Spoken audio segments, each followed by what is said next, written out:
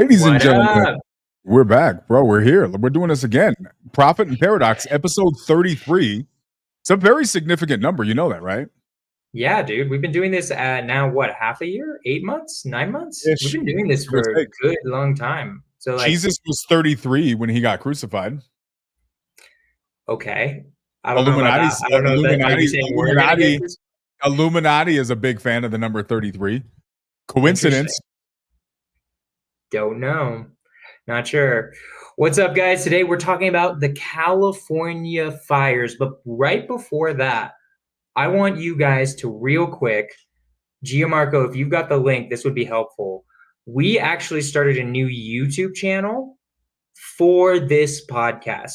This is where all of the actual clips are going to be posted from now on. We appreciate you guys showing up on our personal channels, but at some point, me and Quijano want to switch this over where it's mostly on that YouTube channel, right? So, guys, we're going to put the link in here. It's the Prophet and Paradox podcast.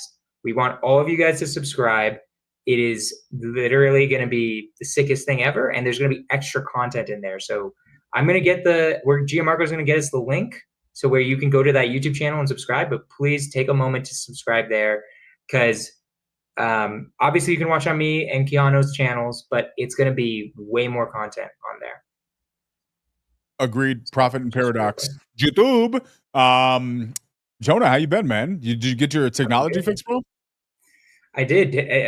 You had way more tech issues than I was having, dog. I just had to switch computers. We were both having tech issues. I didn't get it fixed, but I figured it the fuck out. I just switched computers because my camera works. It's just for some reason on my desktop, it's just not working. So I'm just on my laptop right now. In the exact same space. I'm glad you're here. Oh, look at Travis. What up, TB?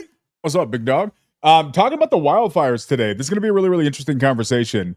If you guys have a phone or a television, eyes or ears, you have probably heard about the California wildfires. Extremely, extremely sad situation.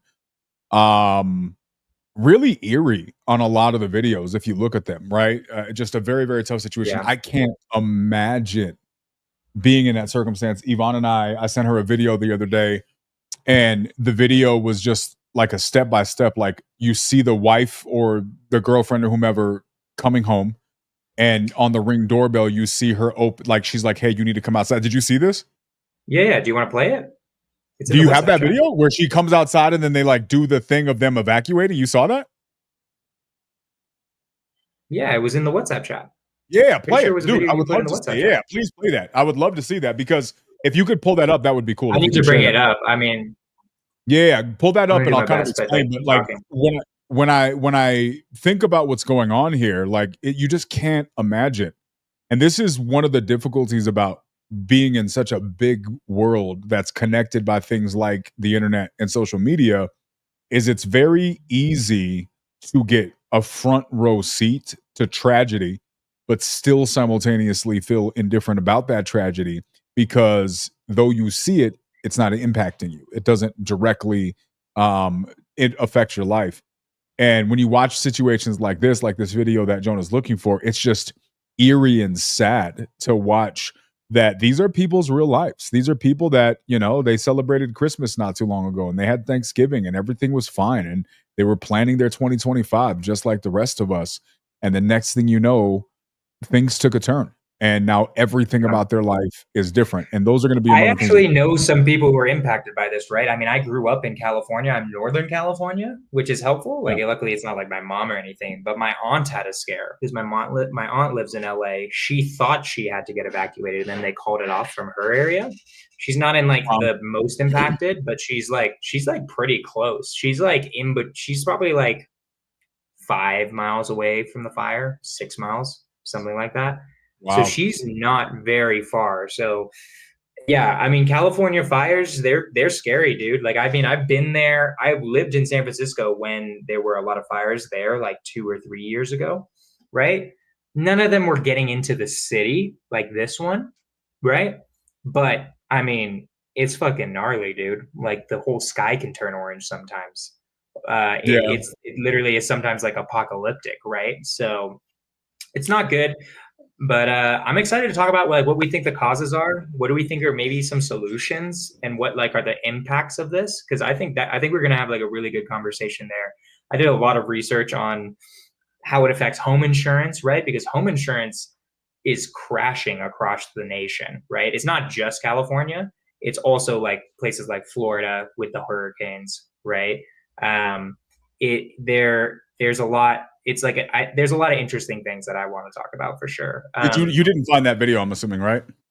It's taking my computer's just slow. I found it. It's gonna take a minute. Let's take a look at this, and then we'll kind of get into things. All right, can you guys see this? Hey babe, I need you to come out here right now. Yeah. We have a very good problem. What? Holy shit!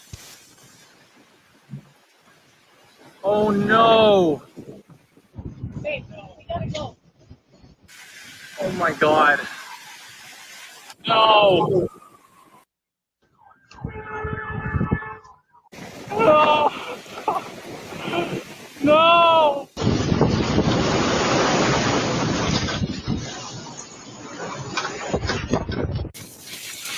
I'm gonna spray the roof.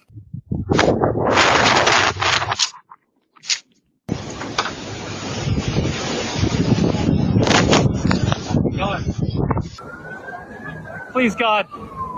Please God, save us, save our house, please.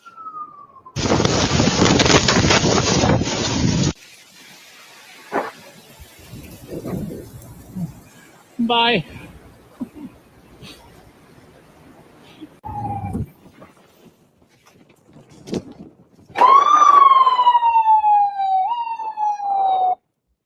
Oh no.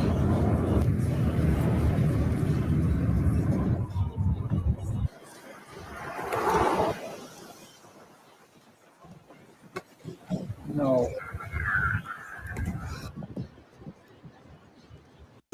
Hey babe, I need you to come out here right now. So, yeah, just really interesting and sad, right? Like that was over the course of what, like a 30-minute time period that you just got to kind of now. Ideally, probably they were maybe a little bit prepared. I think at this point, a lot of people are prepared. But what do you do? Like if you live there now, I mean, there's people that are staying. There's people that are like, nah, I'm not going anywhere. I'm going to fight this. There's actually some really cool stories about people who just stayed there and just sprayed their house down. There was a number of stories I've seen where people saved not only their house, but their neighbors' houses. Now, the whole street's gone. Nothing else exists, but there's 3 or 4 houses that stayed. It just raises so many questions. It's such an interesting thing because what do you do? I don't know. Jonah, what do you do in that circumstance? I mean, that's crazy to stay. Like I would run. Like I'm not gonna lie. I'm not like gonna be. I guess I could try to save my house, but like, dude, have you seen some of these fire tornadoes that can happen, bro? Like this shit. Like you haven't seen any of these videos of fire tornadoes? I don't think it's happening right now in LA, but if the winds get strong enough, and then the heat is strong enough as well, where there's a certain point where it's hot enough and it's windy enough where it turns into a tornado. I saw a few videos, and I'm assuming that they're not fake, from when they was in Northern California and this was happening in the forest, right? Wow. So I don't think that's happening in LA, but like, dude, I would do like my house or my life, right? Like I'm not gonna die over my house. It's probably their livelihood. I mean, dude, this is Malibu. The Palisade fires are in one of the richest areas of LA. These houses are $10 million minimum. Every single one of these, right? So this is like, this in and of itself has so many ramifications because of that. One is that home insurance, and this has already been a problem in California. This is already a problem in my wholesaling business. There are certain areas that buyers just won't buy because they're like, dude, we won't be able to get fire insurance, and no one's going to buy a house without being able to get home insurance, right? Like home insurance places are not giving insurance in foresty areas. It's just not happening because and I get it from an insurance company perspective. It's like, no, it's pretty likely you're going to get a fire and burn down the entire house, right? So yeah, I mean, I wouldn't stay. I would I would Malcolm, take what I need and leave. Malcolm, I'm interested in your perspective on this, man, because I mean, it sounds like what Malcolm's saying is he's like, nah, I would stick around because I know how to manage this. If that's true, this raises a very interesting question about fire preparedness. You know, we live in a society, especially Western society, where we're just used to people doing things for us, right? The fire department solves those problems, ambulance solves these problems, police solve those problems, the barista solves that problem. Everybody else does things for us. We do very, very little for ourselves. This is something that we're looking at starting last year. We started preparing a lot more in-house. Yvonne's actually, as we speak, literally making 3 types of homemade sourdough bread amongst a bunch of different things. She made Greek food last night, which was freaking insane. But we have a whole bunch of food growing over there. And it's really interesting. Just that little tiny shift, that little tiny paradigm shift of, holy crap, like this is ours. We made this. And we're independent. We're self-sustaining. And just this little tiny piece.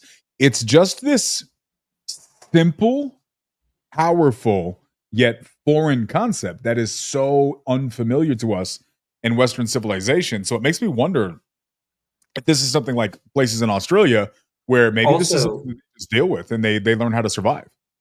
Also, Malcolm, if you can explain to us how you save your house from a fire, because I have no idea what to do.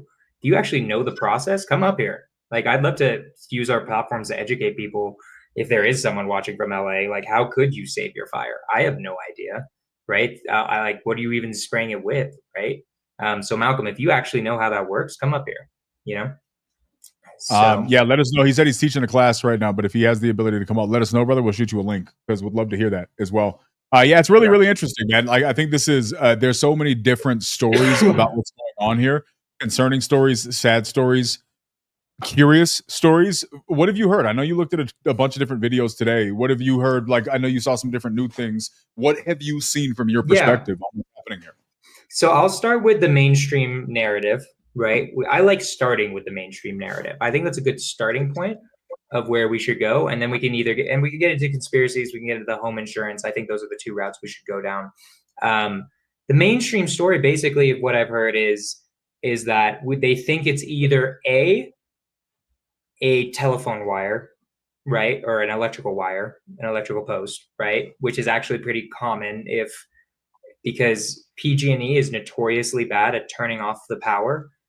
And I get it from their perspective. It's like people don't want their power turned off, but also 100-mile-per-hour winds and dry, and like Southern California was meant to burn, right? It is literally like the perfect conditions for fire. It's arid, dry, there's high winds, right? And these 3 things together make fires happen, right? So they think it's either that or some dumb kid doing something, right? Setting off something, which is always a possibility, right? I was looking it up. It seems like they haven't found anybody responsible yet, at least officially. They're not sure, right? I only found one guy who was getting arrested because he was starting a fire in these areas after the fact. And it's like, yo, what's happening, right? So I saw that seemed interesting. And I really went down the rabbit hole of the insurance route because I think because that affects my business a little bit more, right? So I went down a little bit down there. And it was really interesting to see the different reasons why home insurance is so screwy, right? In specific to California, but also not specific to California, right? Part of it, which is always a thing with California, part of it is regulation, right? The way that basically in California, they price cap insurance. You can't increase insurance more than 7% per year, which I have mixed feelings about, right? It's good and bad. It's good in the sense that homeowners won't get screwed, but also it's bad because then insurance companies are like, screw it, I'll just leave. And then no one gets insurance, right? This is kind of an issue that's been ongoing. But then mixing with the fires, right? It's also, and I know I'm almost we actually haven't talked about global warming at all. I actually don't know your opinions on it. I would only assume based on what I think I remember you saying about it in the WhatsApp chat. But I think this is also partially global warming, right? I think it's a multitude of factors. it's that LA is just meant for fires and California is kind of meant for fires. But I think it's interesting that we're seeing more extreme weather events everywhere. We're seeing hurricanes in Florida. Not saying there weren't hurricanes before, but I think insurance rates have been going up way more in like places like Florida and California, where there are more likely to be these types of things that destroy homes. Part of it's also inflation too. Like inflation has also just been making insurance rates go up, and that's just everything, right? And then three, like how like the effects of regulation on it. So I've been kind of deep diving into that more like than like watching news stories. It's like I was just trying to figure out like what's happening, how's it affecting real estate, stuff like that. And then I did a little bit of I watched some of your videos on the conspiracies too, which are interesting. Like I'm not saying they're not true, because like this conspiracy logically makes sense, right? And we can just watch some of the videos that we put in there. If you want, I don't know if you want to start with like the quote unquote official story, or if you want to just start showing. Yeah, TikTok, we can show some of the official stuff. It's really interesting to me that when I'm listening to you say the official narrative, what's funny to me, and to be clear, a lot of what I'm hearing is coming from look at Malcolm. What's going on, brother? Hey, how's it going? How's everything, man? You out here just where are you at right now? Are you in Brazil? Yeah. How'd you guess that? I know what Brazil skies look like, man. I'm a sky aficionado. Yeah. Wait, that's crazy. You didn't know he was in Brazil and you just guessed that? Yeah. That's wild. There you go. Appreciate you helping up here, man. I'd love to hear your perspective on this, right? So you're saying in Australia, this is something that you guys tend to have a different level of preparedness for? Yeah, I mean, we've been seeing fires like this since I was a child, and there's a few different things that help us down there, but definitely preparedness. I remember when I was in my early 20s, first my friends were getting houses, and like we had an awful fire that went through my hometown, and I had friends up on top of roofs protecting their houses, you know. And the thing in Australia, which is one of the accusations and the truth of the Palisades fire, is that eucalypts burn like there's no tomorrow, you know. They actually germinate through fire. So the eucalyptus oil just goes up and it makes things worse. But so we see a lot of it in Australia, and on a cycle of about 7 years, it takes about 7 years for the brush to build up. But when the fires start, they move very, very long distances, and usually move by embers and stuff like that, you know. And so we get taught how to look after it. I mean, it's not perfect, it's not foolproof, but I think it reduces. What happened at the Palisades is it just seems like everybody gave up and ran, you know. And yeah. So what can you do? So like, let's say you're advising somebody who has a house in the Palisades, right, in Malibu, right? What would you do? Like you see, oh, there's a fire, like that video we just watched, like right there. Yeah. First thing is get up on the roof and start wetting it down. And when you're up on the roof, stuff your gutters full of cloth and fill your gutters up with water. That's just the basic, you know. So if embers end up on the roof, because the fire might be, and especially with the Palisades fire, with the wind so strong, might be 3 miles away, and embers fly 3 miles, and they end up on your roof, and you make certain your gutters are clear of all debris and the likes. And so if they end up on your roof and they end up on a wet roof, they go out, or they slide down into the gutter. They don't slide down to a gutter full of leaves and go up. They slide down into a gutter full of water and go out, you know.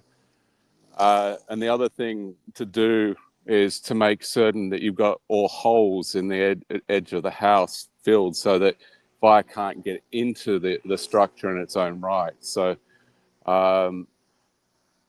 those are the basics, but basically wet all the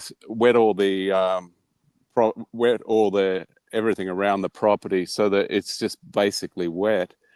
And the other thing you can do is immediately go and chop down any greenery, any fire hazards from the edge of the house. So if you've got bushes that are growing nicely on the edge of the house, hack them out, get rid of them, move them. Stop the idea of having a nice looking hedge around the edge of the house. Get rid of it. You can grow that back again later, you know. So you just get rid of all the fuel sources and keep it clear and wet it down. There was one Palisades guy who basically he was prepared. He was prepared, and he basically emptied here with a water pump and a generator. Basically emptied his pool and wet down everything around his property. And you see, after it was a bit smoky, but the whole property survived. That was one story I heard. Another story was an army guy who basically set up sprinklers around his house, just the sort of the basic ones that go around in a circle, and started pumping them full of water all around the house. He had fire retardant as well, and I don't know about that stuff, but he used fire retardant along the house as well, just to stop things. And he stopped his house going up, and in the process, because he stopped the fuel cycle, he saved the next, I think it was next 10 houses down the street, because the fire had stopped at his house and didn't keep going, you know? So now, Malcolm, let me ask you this, because this seems all very logical to me. Obviously, I have zero experience with this, but in your opinion, you don't have any way of knowing this, but just from your personal experience, let's assume that the general population in California, in Los Angeles area, had the same knowledge that you guys grew up with. What percentage of the city and the homes do you think could have been saved if the average population deployed this? I really don't want to hazard a guess, but I feel like it would have been a lot higher. I mean, I wouldn't want to say maybe 50%. Who knows? I mean, if you're trying to look after your own property and not running away. Like sorry to interrupt. How much, like in Australia, like when people did that with a fire, like how many houses got saved in like the past that you've seen, where it's like nothing? Like, would it be like half the neighborhood was destroyed, but then half was saved? Because it sounds like this is a thing you're taught in Australia, which we aren't taught in America.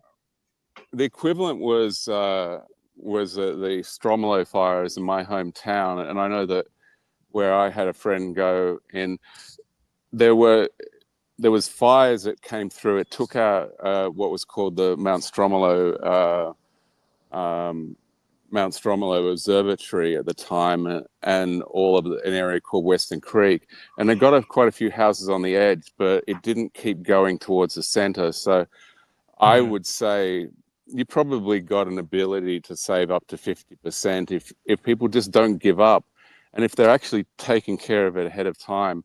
The other thing that I found quite amusing is this discussion about a loss of water pressure. Yeah, you're going to lose water pressure. You always lose water pressure. The systems just aren't designed to fight multiple large fires all at the same time, you know. When everybody's using water at the same time, it gets used up. They're only designed for one house. So, I mean, if you're using the water properly ahead of time rather than waiting for something to be on fire, and every fire department in the state washing everything down, taking every piece of last piece of water out of the system, you've got more of a chance of actually probably preserving a greater amount of property, you know. That actually leads to a really interesting question, Malcolm, because there's this huge question surrounding the water, right? Now, I think there's just basic deductive reasoning says water pressure is going to go down with everybody's using it at the same time. That makes sense to me, right? In your own house, if you're taking a shower and you're doing laundry and you're flushing a toilet, you can feel the impact, right? So, multiply that times millions of people. But there was a confusion or a concern about the fact that there was just no water going to the hydrants at all. That oddly, within weeks of before this happened, all of the reservoirs were drained, right? Does this spark is peculiar to you? Is this normal for situations that are this extreme? Do you have an opinion on that? Like, I'd be interested in your thoughts. I'm not going to hazard a guess on that one. I mean, you need to be there on the ground and to investigate that. If there was no LA, water in the hydrants, I can speak about this. I can speak about this a little bit more. LA has a terrible water problem. It's a desert. We built a literal community of 11 million people in what used to be an actual desert. All of their water comes from Northern California rivers, like the Sacramento River and stuff. We created like what's called aqueducts from Central California, Sacramento, San Francisco, and then we drain it all the way to LA, right? So LA naturally is not even supposed to have any water. It naturally has droughts, right? So the issue is that at least some of the research that I was doing, take it what you will, it's from CNN and mainstream media, is that it was also a particularly, it's just been like a particularly hot year, very like even less rainfall than there usually is, and there's not much rainfall in LA as there is, right? So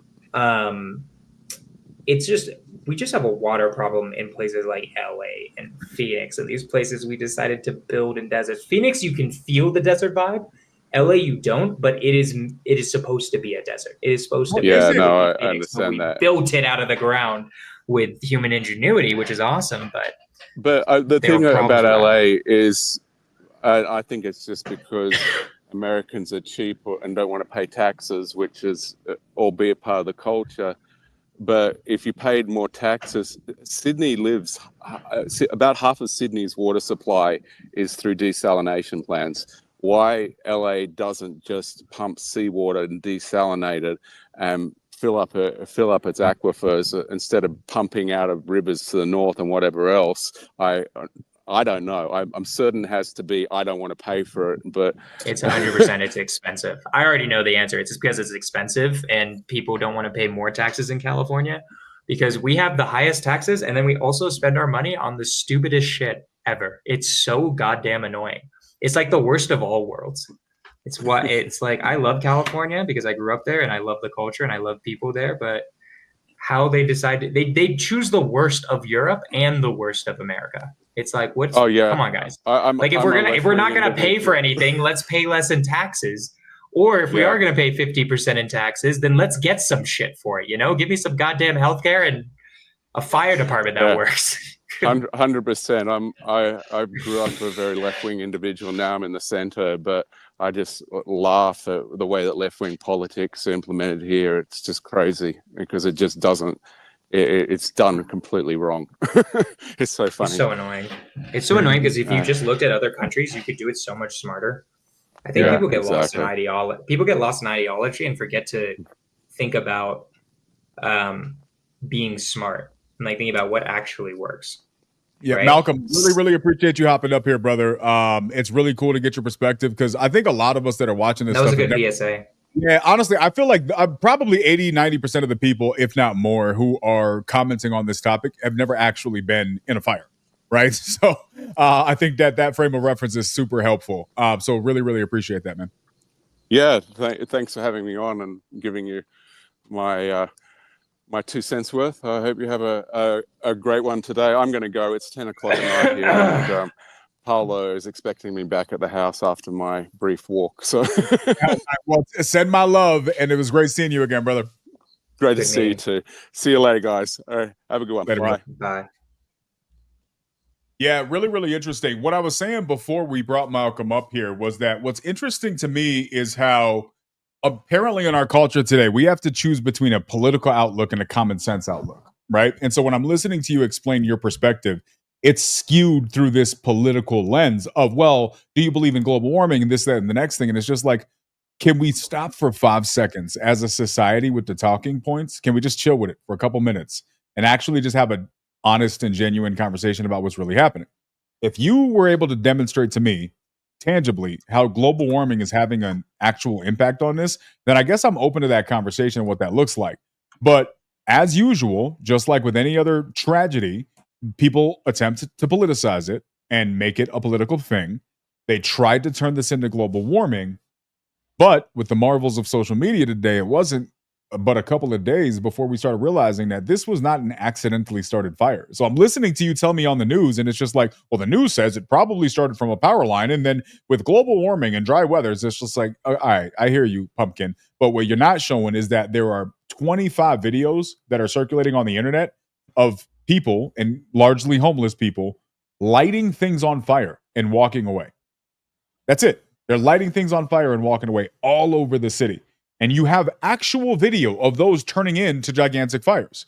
Now, is that what started it? Probably not. Why is that happening? You can have a conversation about that. But if the official news narrative is including that into what they're saying, then by definition, they are not wanting to have a real conversation. They're trying to politicize something and using it as leverage to push an agenda. And it's just silly. Like, grow the hell up. Like, can I ask a question about that?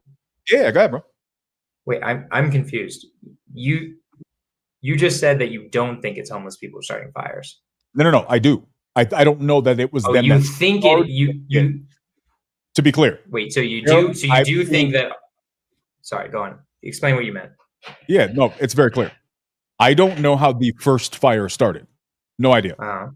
But I do know that since that first fire started, there's 20 plus videos that I've seen floating around of people starting more fires. Some of which I've seen escalate into very, very large fires. Some of them you see them get put out, right? So there is obviously additional elements into this. My question is, why isn't the media sources that are putting this out there including that into the conversation? I don't understand why they wouldn't. I think they are. I found an article by, I think I put this in the WhatsApp chat. Oh no, I deleted it because it didn't start the fires. But I found shit. I deleted it from the WhatsApp chat because I was like, oh, this didn't start the fire. But there was like a news source that was like showing like, hey, arson arrested for starting a fire, right? Yeah. I deleted it, but like I think they are reporting on it. I would say this. Here's my response to that, right? I actually kind of agree with you that I think the news media blames global warming too much. Because there are definitely things that we could have done to prevent this, but I could talk to you about how this is amplified by global warming, right? If you look at the temperatures of LA, California, stuff like that, like the temperatures are changing in the sense that we keep having like record hot years. I think I read, and I got to find it because I wasn't necessarily prepared for global warming, but I think in the past 20 years, I think 12 of those years were the hottest years on record since recording began, which was like 100 years ago. I have to look that up and fact check myself. That's what I last read on global warming. I wasn't prepared for global warming. In California, 12 out of the last 20, they kept breaking the record over and over again, right? That's something that's global warming that I think does contribute to stuff like this. Okay. I don't think it's the end all be all, and I don't think it's the main thing we need to focus on in comparison to like stuff like what Malcolm was saying. Like you and I have you ever heard that before? I've never heard that before. That you can even save a house from a fire like this. I don't know a lot about fires, right? So most of what I've learned about, so I was in the Navy, and when you're in the military, when you're in engineering, you're on a military vessel. You are all the things. You're the police force. You're the fire department. So you have to do fire training there. So I did fire training there, but you're on a military vessel that's all steel, right? So it's very, very different. Even the electrical circuitry is different than in the regular world. So I don't really have a lot of reference for this. So no, I didn't know. My point is you and I aren't educated. Yeah, correct. So why aren't we educated more than the fact that we can save our houses from fires? I didn't even know that was possible until Malcolm said that. I thought you're just kind of effed if you have a fire, if your house is in the Palisades, right? And I'm just thinking like tough luck. Shouldn't buy a house in a fire, right? In like a forest, right? That was just like I think there are things that definitely need to be focused on more than necessarily global warming here, because global warming, Jesus, dude, that is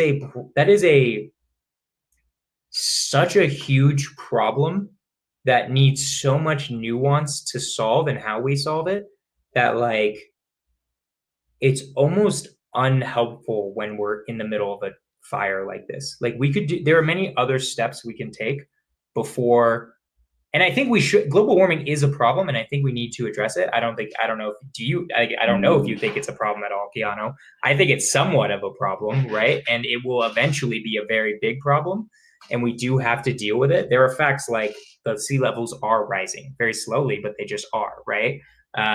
This is going to be an issue for Miami in like 30 years or something like that.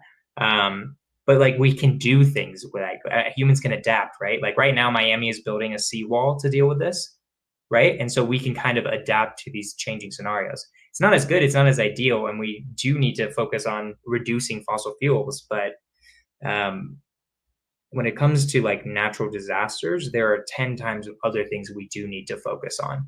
Like I think, first off, knowing stuff like that about how to save your house is very key. I think that's super good for the education side. I can think of others too. I'm curious, Kiana, what do you feel like would solve this? Like the fires, right? Like I know we can get into the conspiracies too, if you think it's just a conspiracy, but like assuming this is natural, let's just for 5 seconds, take the mainstream media story. In my head, I think Americans need more education on how to deal with fires. 2, we need stuff like the desalinization and just always making sure we have water ready to go just for these types of things. I don't know if there are any other solutions you can think of if saying this was natural. No. I think that there are a lot of things that we can consider, right? First of all, one thing that I think, so let's just talk about some of the common sense stuff. Let's talk about California.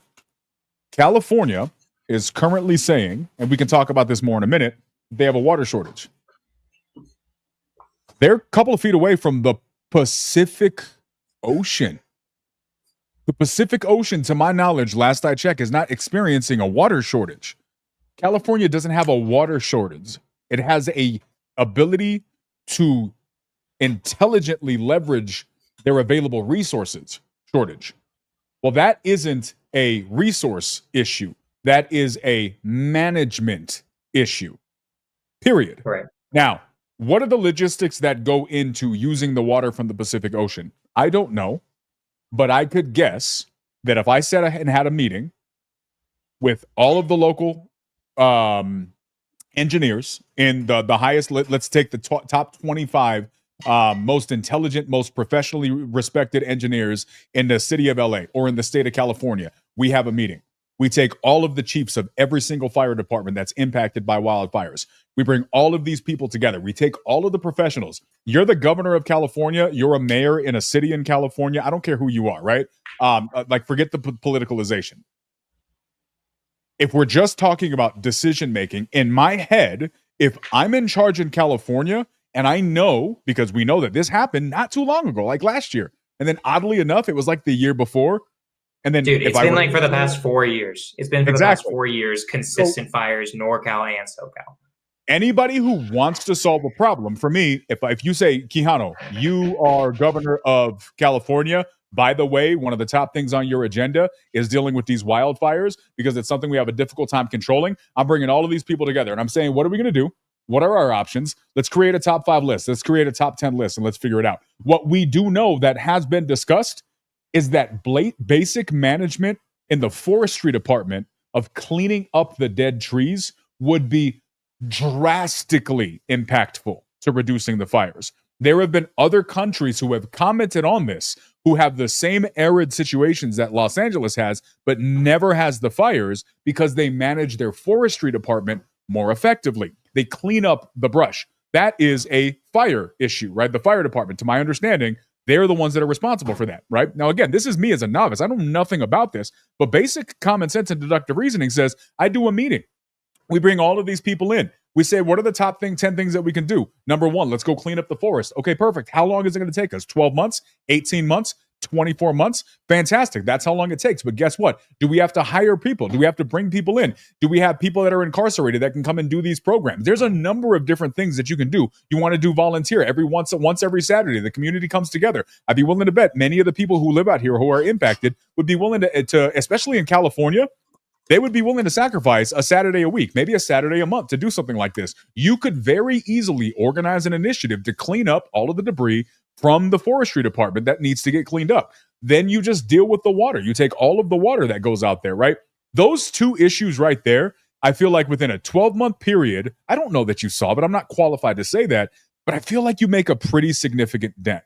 The idea that we are just at the mercy of global warming and wind and we can't do anything about this, respectfully, as a person who has no experience in this topic, it sounds lazy.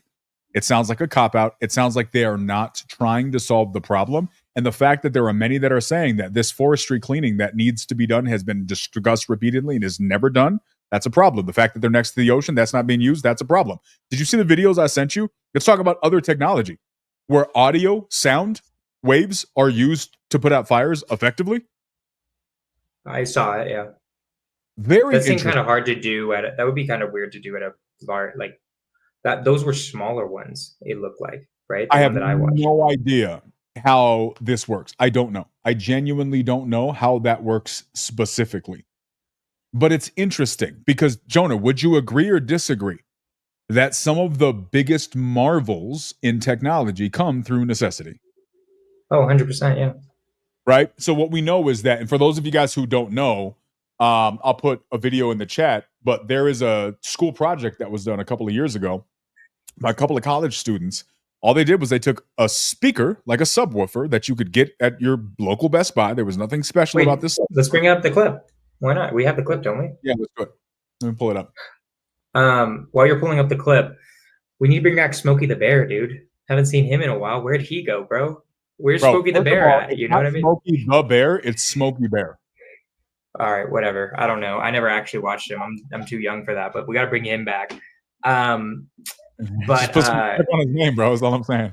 Yeah, there's some of the stuff I agree with we can do, and some of them it's like harder. So like when we were talking about desalinization plants, those are incredibly expensive. That is the hard part with those. So it has to be like an effort of us wanting to do it, right? And it is. I mean, it's objectively. I'm not saying don't do it. I'm not saying don't do it, Keanu. But I'm just saying that what I'm saying is that what we need to do is like sacrifices have to be made in California, right? Like that's like the thing is like human sacrifices. I think they're already doing. Like as in like taxes and stuff to like be able to pay for these things, right? And we have to reduce other programs that are just really dumb, right? Like I think in essence I agree with you. Go ahead. In essence, I agree. I'm saying I agree with you in a lot of different ways, right? Figuring out forest management is always like, why not? Like, look at that. I think desalinization plants would be really good in the sense of just making sure we always have enough water just in case of something like this. And yeah, no, I mean, overall, I agree with you is that like, we do need to, global warming is not going to stop because California had a fire, right? It is a bad idea always to think that you can't do anything about your situation. So overall, I definitely agree with you, right? There's gotta be a solution where like this doesn't happen, where it destroys everything. There still will always be fires, right? That's always just a thing that happens. But yeah, I agree. There's gotta be some way to do it. Instantly with a speak.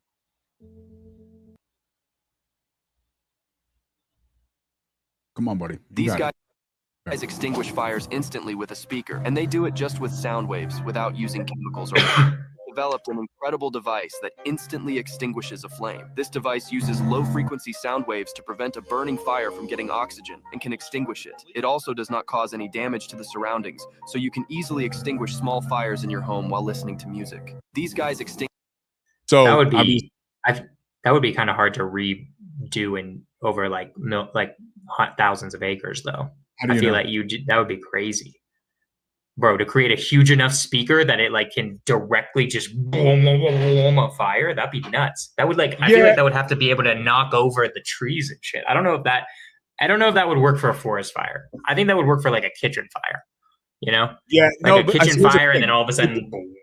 No, but here's the thing. What's the technology behind why it works? What do you mean? What's the technology behind it? It's I mean, you're physics. saying it wouldn't work at scale, but what aspects of physics is causing it to function in the first place? The aspects of that is basically that with a sound, what it's doing is it's cut. Like, I mean, they explained it in the video. It's cutting off the oxygen. No, what happens? That's not the only part of it. From what I understand about this, as fire operates at a specific frequency, all this is doing is putting out a frequency. And something about what happens when that frequency emitted is that frequency counters the frequency where fire exists, and the fire stops. Go back to Tesla. Tesla said you get to a point where when you understand physics, you understand that everything on this earth operates off of frequency and vibrations, right? This is an elemental existence of the world. We could probably do a podcast on frequency and vibrations, on cymatics. Have you ever looked into cymatics? I think I've heard of it. That is the thing where there's like a certain, if I remember correctly, it's like sound waves that you can use to like, that you listen to, and it really helps you calm down or something like that. Am I completely off? That's binaural beats. Oh, that's also isochronic tones. So those are two different things. Basically what those things are doing. So binaural beats, what it does is it puts two different frequencies in your head, and your brain does yeah, the that's math. what I was thinking of.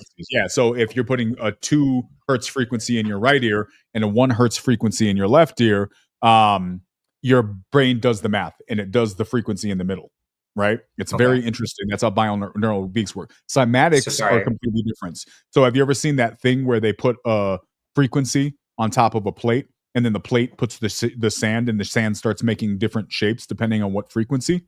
That's cymatics. Yeah. So when you start to understand, currently now, they're starting to get to the point where it's extremely popular. It's mainstream for them to use frequencies to create levitation. It creates a whole different paradigm on what's possible. The bottom line is that's a different conversation. I think we maybe could do a whole podcast on frequencies. However, what's interesting about that is what they're doing. Like, look at this video here. Same concept, right? There's this cool app that I did a video on a while ago that can actually be used to blow out a flame. Watch it start spinning. Watch what happens when I put it in front of it now. It blows out the fire. It makes it look like there's this digital fan in here that's blowing out the candle. But what's really happening is it's playing a specific frequency that's able to move the air strong enough to blow out the candle. So this app's pretty cool. But if it was just using sound from a... So this is an 8-minute video. It goes into a lot of stuff. We won't watch this video, but by definition, we know that oxygen wasn't coming from the charger port in his fan. It was a frequency. And something about that frequency was able to create change in the tangible world that it stopped the fire. The fire was no longer able to work, right?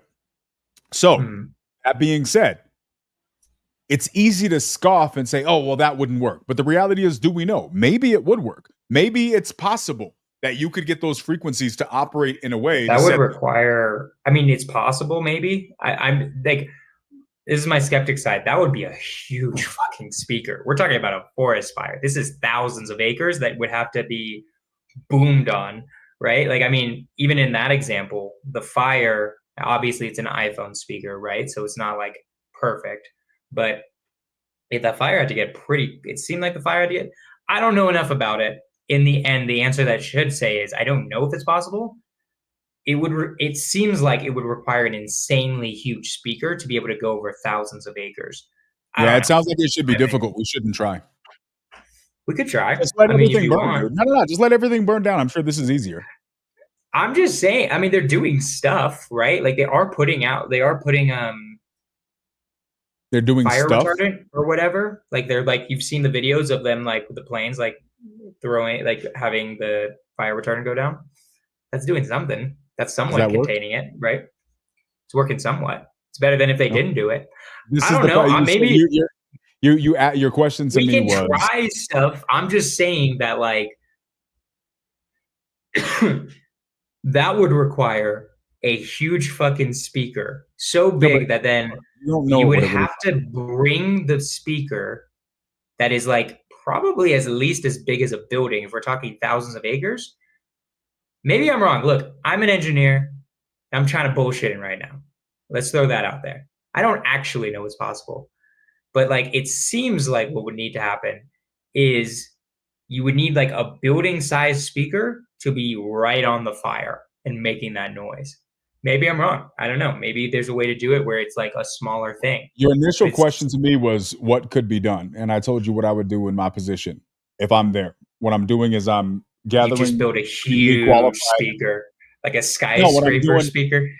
I'm gathering extremely qualified people. I'm making a top 5, top 10, top 25 list of the things that are going to be most effective. We're making a priorities list of what can be done simply, and then we're building from there. We're coming up with a plan, and we're executing on that plan with extreme focus, right? That for me is what we're doing. What I think is probably what happened is what you're doing is everybody's talking about how hard all of the options going to be, and then they're not going to try anything. And as a result, 4 years later, multiple billions, trillions of dollars of destruction is taking place, and everybody's saying all the things they couldn't do. When the reality is they could have tried something, but they did nothing, and here we sit. So we can blame global warming if you want. We can blame all these different things. And in fairness, I do not know the intricacies of what happened in California. I do know that I would hate to be one of those people dealing with the immense tragedy that's going on in this situation. But I wonder if a group of somebodies who said, you know what, I don't want to make excuses. This is difficult, but difficulty isn't a deterrent. Difficulty is just it's a factor, right?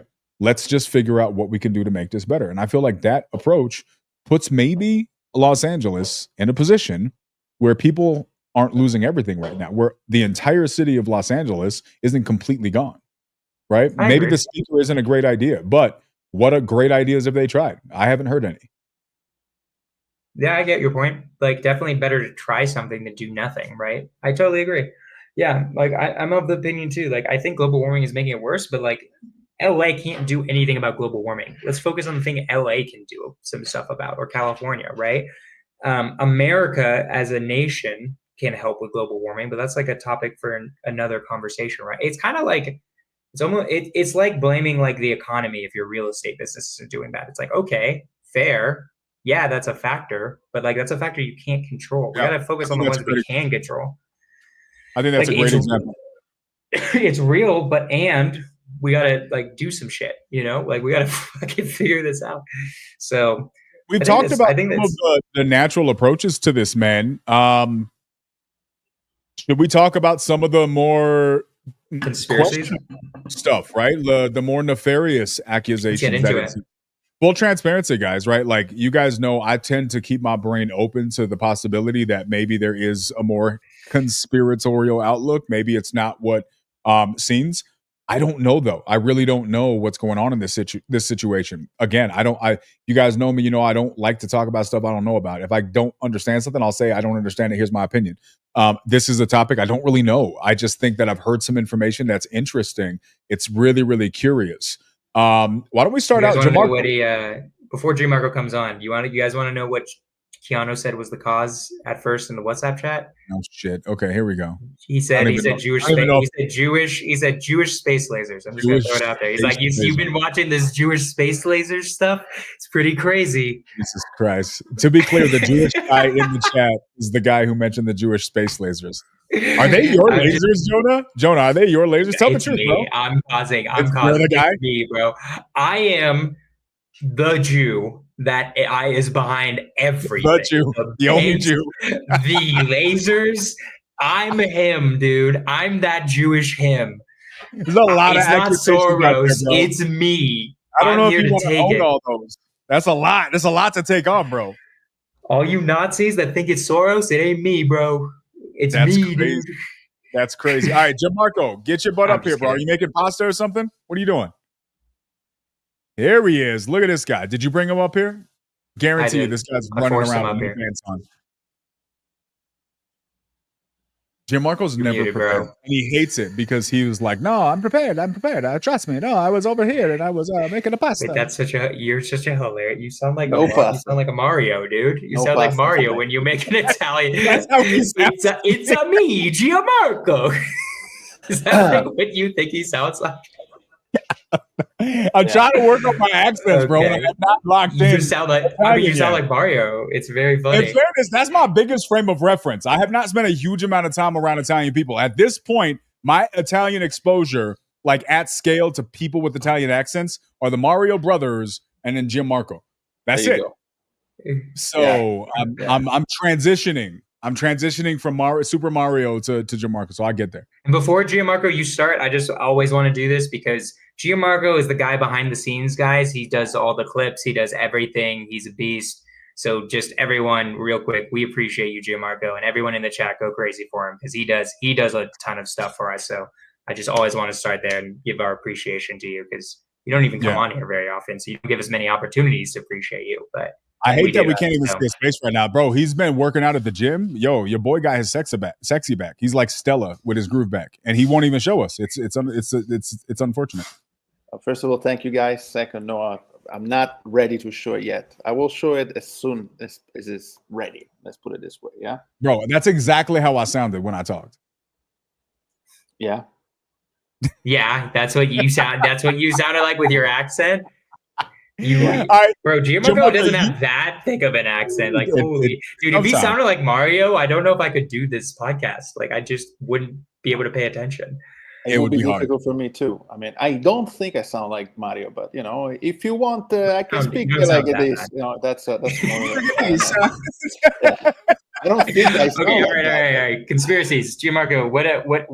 What's the conspiracies? So, for context, guys, like 38 seconds before the podcast starts, Gianmarco drops this like whole plan on us. And he's like, yeah, did you hear about this? And this, that, and the next thing. And they're going to do this. And here's this whole plan. We're like, bro, what are you talking? Why would you not share this with us? So he's going to walk us through that because I think it's interesting. Me and Jonah had not heard of this until like 5 minutes before the podcast started.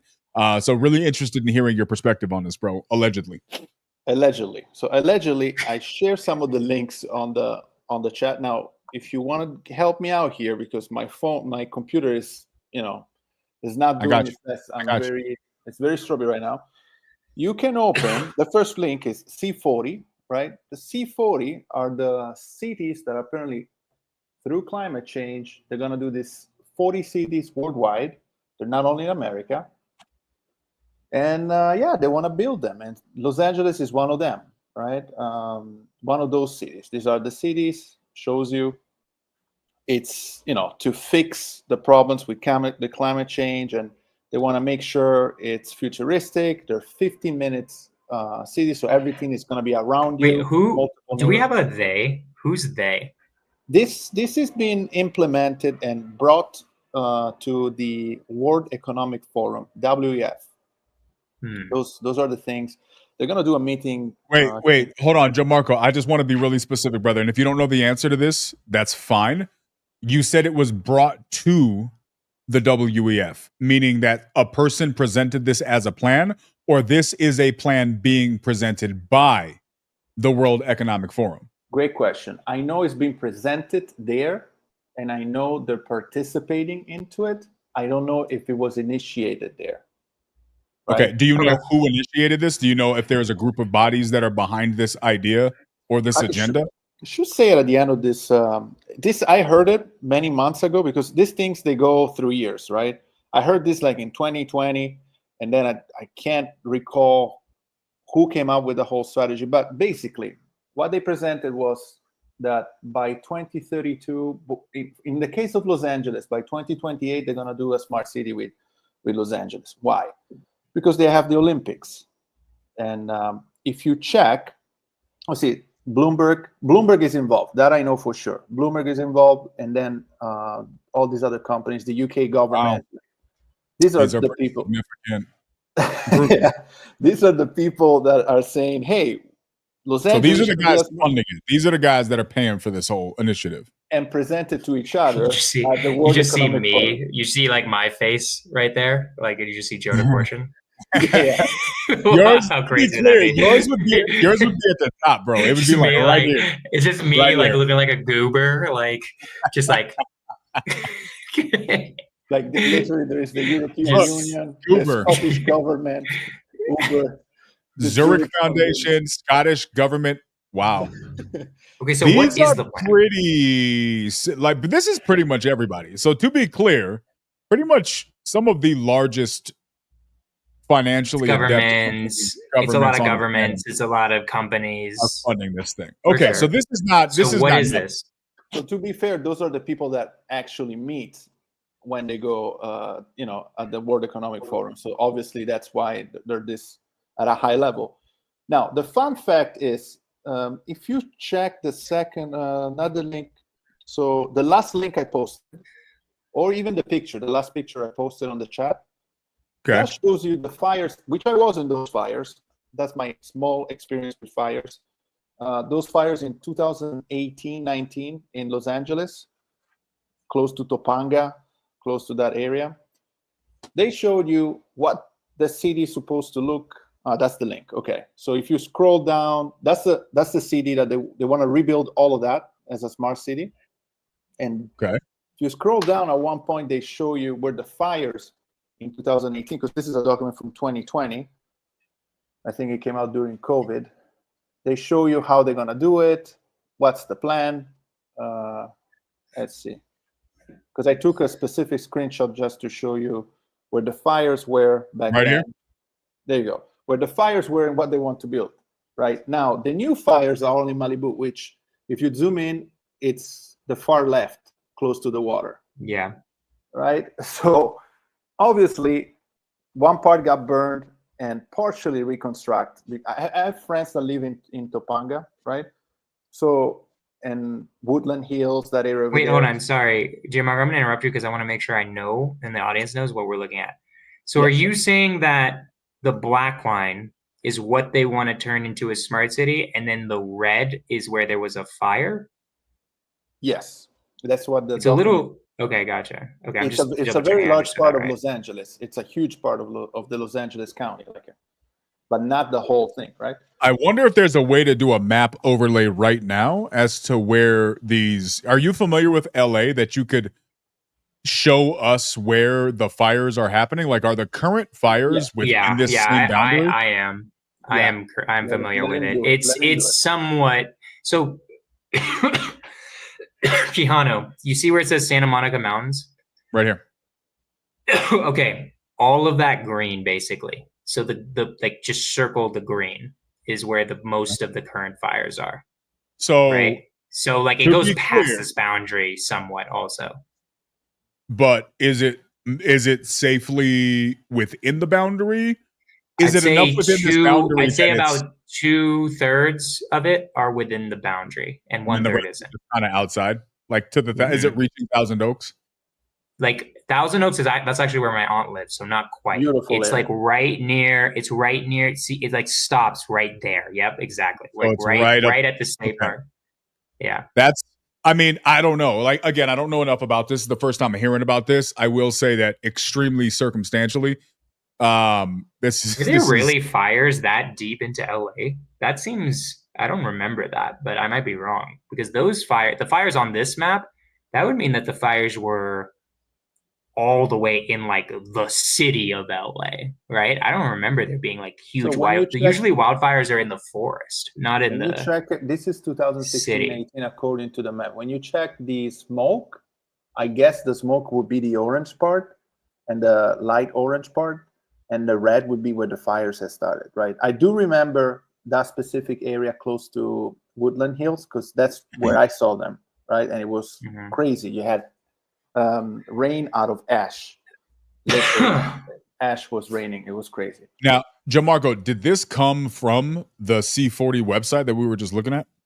I think, no, this is me looking for the map overlaying the fires, right? Because on the C40 website, it does not show you. Now, there is another document that I have open here that I did not share.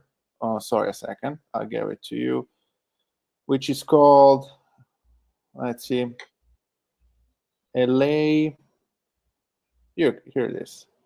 LA becoming a smart city. LA 2028. You guys have seen that? Okay, hold on. No. 1 second. It's all good.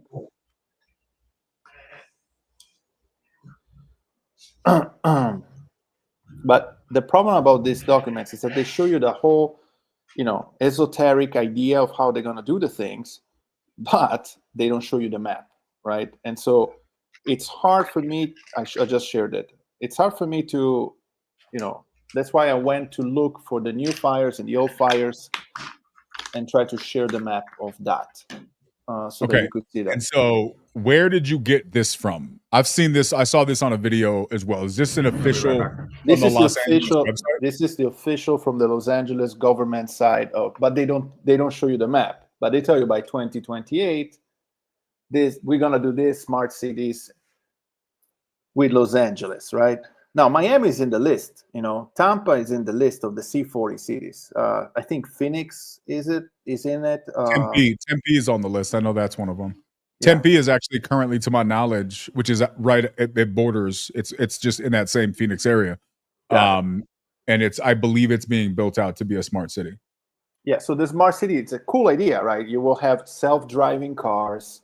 Everything it's close to you, so you don't 15 minutes walk distance, you can go everywhere. And as they say at the World Economic Forum, the highways will become parks where you can go and walk. Like, it's a super beautiful esoteric idea of how they're gonna do LA, which is mainly a highway when you go there, right?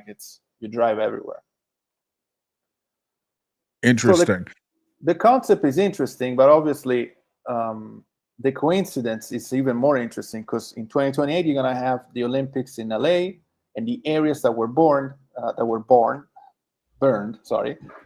areas that were burned, those they seem to be the areas where the smart cities is going to be built. Now, there is a whole subsection on Reddit, TikTok, and X of people saying that the areas that were burned in Hawaii, those were counties that decided not to join the C40.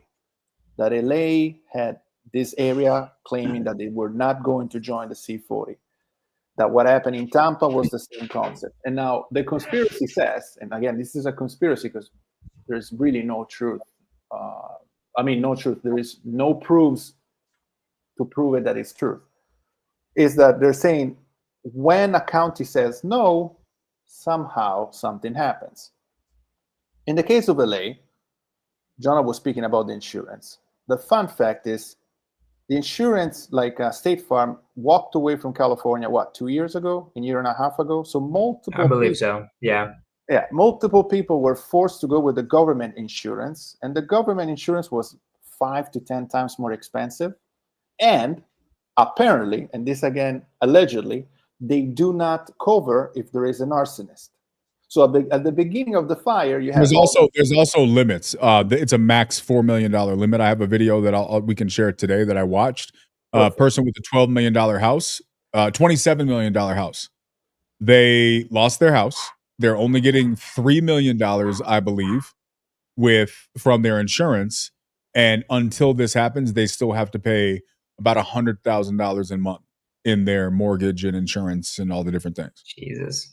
So you're forced to sell, right? But they have nothing to sell too, right? Because there's no house there. It's gone. But the land, you're going to have to sell the land, right? So if all these people that are in distress are forced to sell the land or don't get the money that they wanted, they don't get the money back, and the insurance maybe doesn't pay you because there is a video of an arsonist in the area starting a fire in a palm, and now they can claim that the arsonist started the fire, so the insurance is not going to cover you. What happens? Everybody sells to make some money out of it. I mean, what did I have to double check what the administration has sent, but to my understanding, they sent $770 to every person that lost a house. Is that correct? Yeah. Anybody who's I didn't do research on that. Yeah, I think it's like $770. Anybody who's requested it, they've given out $5 million so far. It's just like nothing, anyways. What is that? A car payment? Like, not even. Yeah. Not for these guys, not even close. Yeah. So I think with 1 year, okay, so this allegedly, it's very hard to construct in Italy. in France, reconstruct, and in California, right? This is what people say, right? I've never built in California, but they say allegedly it's very difficult to rebuild and build in California. So if you can't there's a build lot of house, building codes. Okay, so you have the building codes for environmental reasons and so on. So now you can't build, or it's going to take you 3 years to build. The insurance is not paying you, and you got $770. Obviously, if big developers comes to your land, contacts you via phone and says, I'll give you X amount to buy your land, would you sell? Yeah, of course. Yeah, much, much more likely for them to say yes. That's what people are. But this is the conspiracy, basically. Very interesting. Very, very interesting. So this is all new information to me. It's interesting that you say that every single time a city says they're going to pull out, it seems like there's a natural disaster that happens right after that, which I don't know what that means. I don't know how accurate that is, but very, very interesting. I'm going to go and I'm going to look through some of these videos. What are your thoughts on that? Preliminarily, does this make you kind of think of anything? What do you think? Jonah. Who are you talking to me? I mean, I feel like it's possible, right? Like I like this conspiracy because it logically makes sense. Some of the conspiracies that, in my opinion, you guys sometimes bring me, I'm like, the logical follow through doesn't make sense. This one actually at least makes sense. Like, it's like, okay, we have a plan. We want to build this smart city for whatever reason. These are, for me to buy all these houses and turn it into a smart city, that would cost billions of dollars. Every single house is worth like 14 to 15 million. This isn't, if this was a purposeful thing, this is definitely a way to be able to buy cheap, right? Yeah, I think it was $6 billion that burned. $6 billion, right. They said. Yeah. So it would be a lot of money, right? So it's a one way to like make it where it works, right? And yeah, so like, and like the idea, if they actually had to buy it, like if there's one person who doesn't want to sell, like you're either going to have to like forcefully kick them out, which causes a ruckus, or ruckus, huh? You're going to a ruckus, or you're going to just have to take away his rights basically and like force him off his land, right? Which looks bad, right? That looks bad on the outside. This, if you can hide it, looks way less worse. It was a natural disaster, right? So what do I think? I mean, it's possible. I have no idea, right? It's speculation right now. We don't actually have any evidence of like the WEF actually doing this, but I think it's better than a lot of the conspiracies you guys bring me sometimes.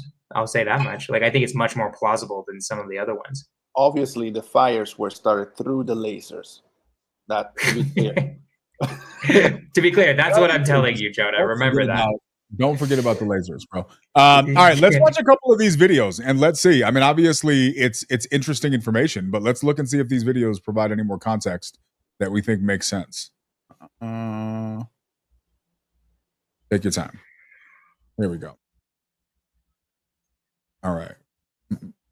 No.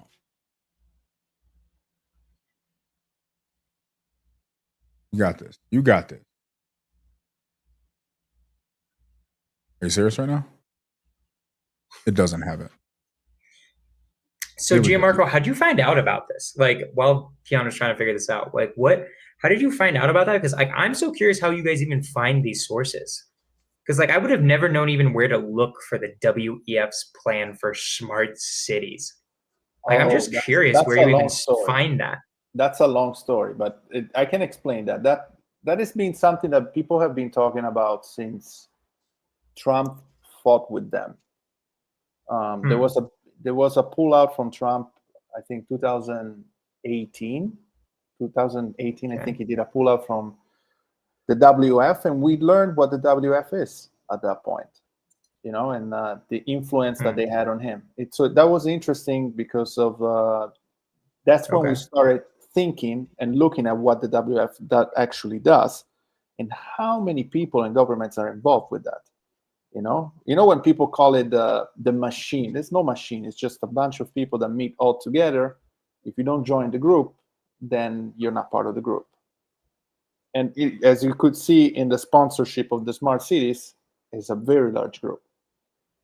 Let's take a look at these videos. I think some of these are going to be really interesting to provide some context. Insane. Because an episode from 2016 has just resurfaced, and you can see exactly why. Mel Gibson is also going viral. Take a look at this. Yeah, well, one always suspects that this might happen, but one thinks that the resources, and the capabilities of the men and women will be on standby, that they'll be able to cope with any situation that comes up. But apparently, some people were asleep on the job. At the same time, Mel, there are numerous complaints, as you alluded to, that the fire hydrants did not have water or water pressure, and the LA fire chief herself reacted. Watch this. My stance on this is when a firefighter comes up to a hydrant, we expect there's going to be water. We don't control the water supply. That's my position on this. So if there's no water, I don't know how the water gets to the hydrants. Mel, reaction to that? Well, I know they were messing with the water, letting reserves go for one reason or another. They've been doing that a while. California has a lot of problems that sort of baffle the mind as far as why they do things. And then in the events like this, you sort of look, oh, is it on purpose? Which it's an insane thing to think. But one begins to ponder whether or not there is a purpose in mind. What could it be? I don't know. Do they want the state empty? I don't know. People are so really interesting, right? Like, I mean, apparently, according to Shauna, he was on the Joe Rogan podcast while his house was burning, right? So he lives there. He's familiar with this situation. This is not something that he's just speaking to from a distance. I don't know. What do you think, John? I get his perspective, right? Why the fuck don't we have water for the fire hoses? What was the water being used for? Was it because because we think we don't have enough water in the reservoirs for something else? Right? Like something that drove me fucking crazy. This wasn't LA, but this was NorCal when the fires were happening, is there were homeowners who were like, no, we need water for our lawns. And I'm like, screw you. Screw your lawns. You don't get water right now. We're dealing with a drought. Sorry, it wasn't with the fire. Sorry. It was when we were had a serious drought. And we needed water for being able to produce food and stuff like that. And then I'm like, okay, guys, your lawns are the least important thing. Go F yourselves in your property values, right? I don't know if this is different issue, but it was rumored. I think that, so in that same question, I saw that same interview where the fire chief was being asked. The news person asked her a bunch of times, do you think the government is responsible for this? And they let you down. And she evaded the answer, and the lady was like, nah. She asked her again, and she was like, yeah, I do. And then supposedly she got fired the next day. She got relieved of duty. I guess for saying that. That's insane. Allegedly, they caught one of the guys that was starting the fires. Not in Malibu, but it was a different area. The guy had a credit card from the United Nations with more than $10,000 in it and 5 different burner phones. Seriously? Yeah, that's Wait, do allegedly. You have something on that? Allegedly, I gotta find the video because people share with me these videos, so I see them.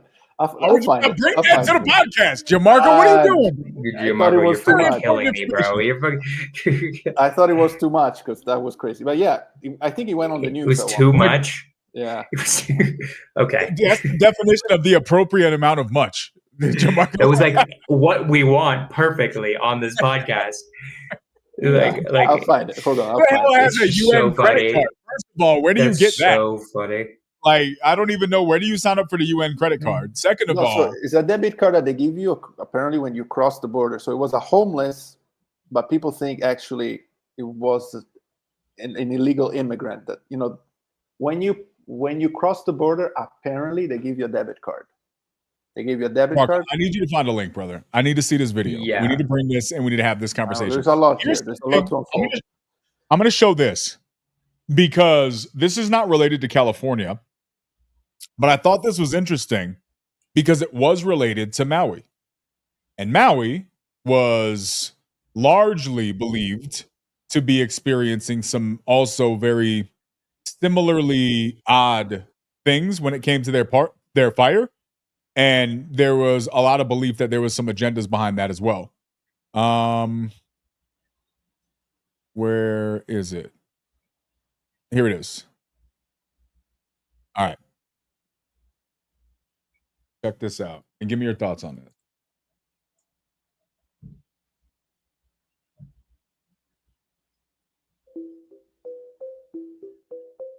Thanks, everybody. I'm Wendy Bell. You know, it's stunning to monitor the media's lack of interest in the whole Maui story. I've been in this business for 30 years. I'm stunned, but I'm not surprised. The dots are connecting. And coincidence seems to be the story here, right? But the true story, the media knows it is not allowed to tell. But I can.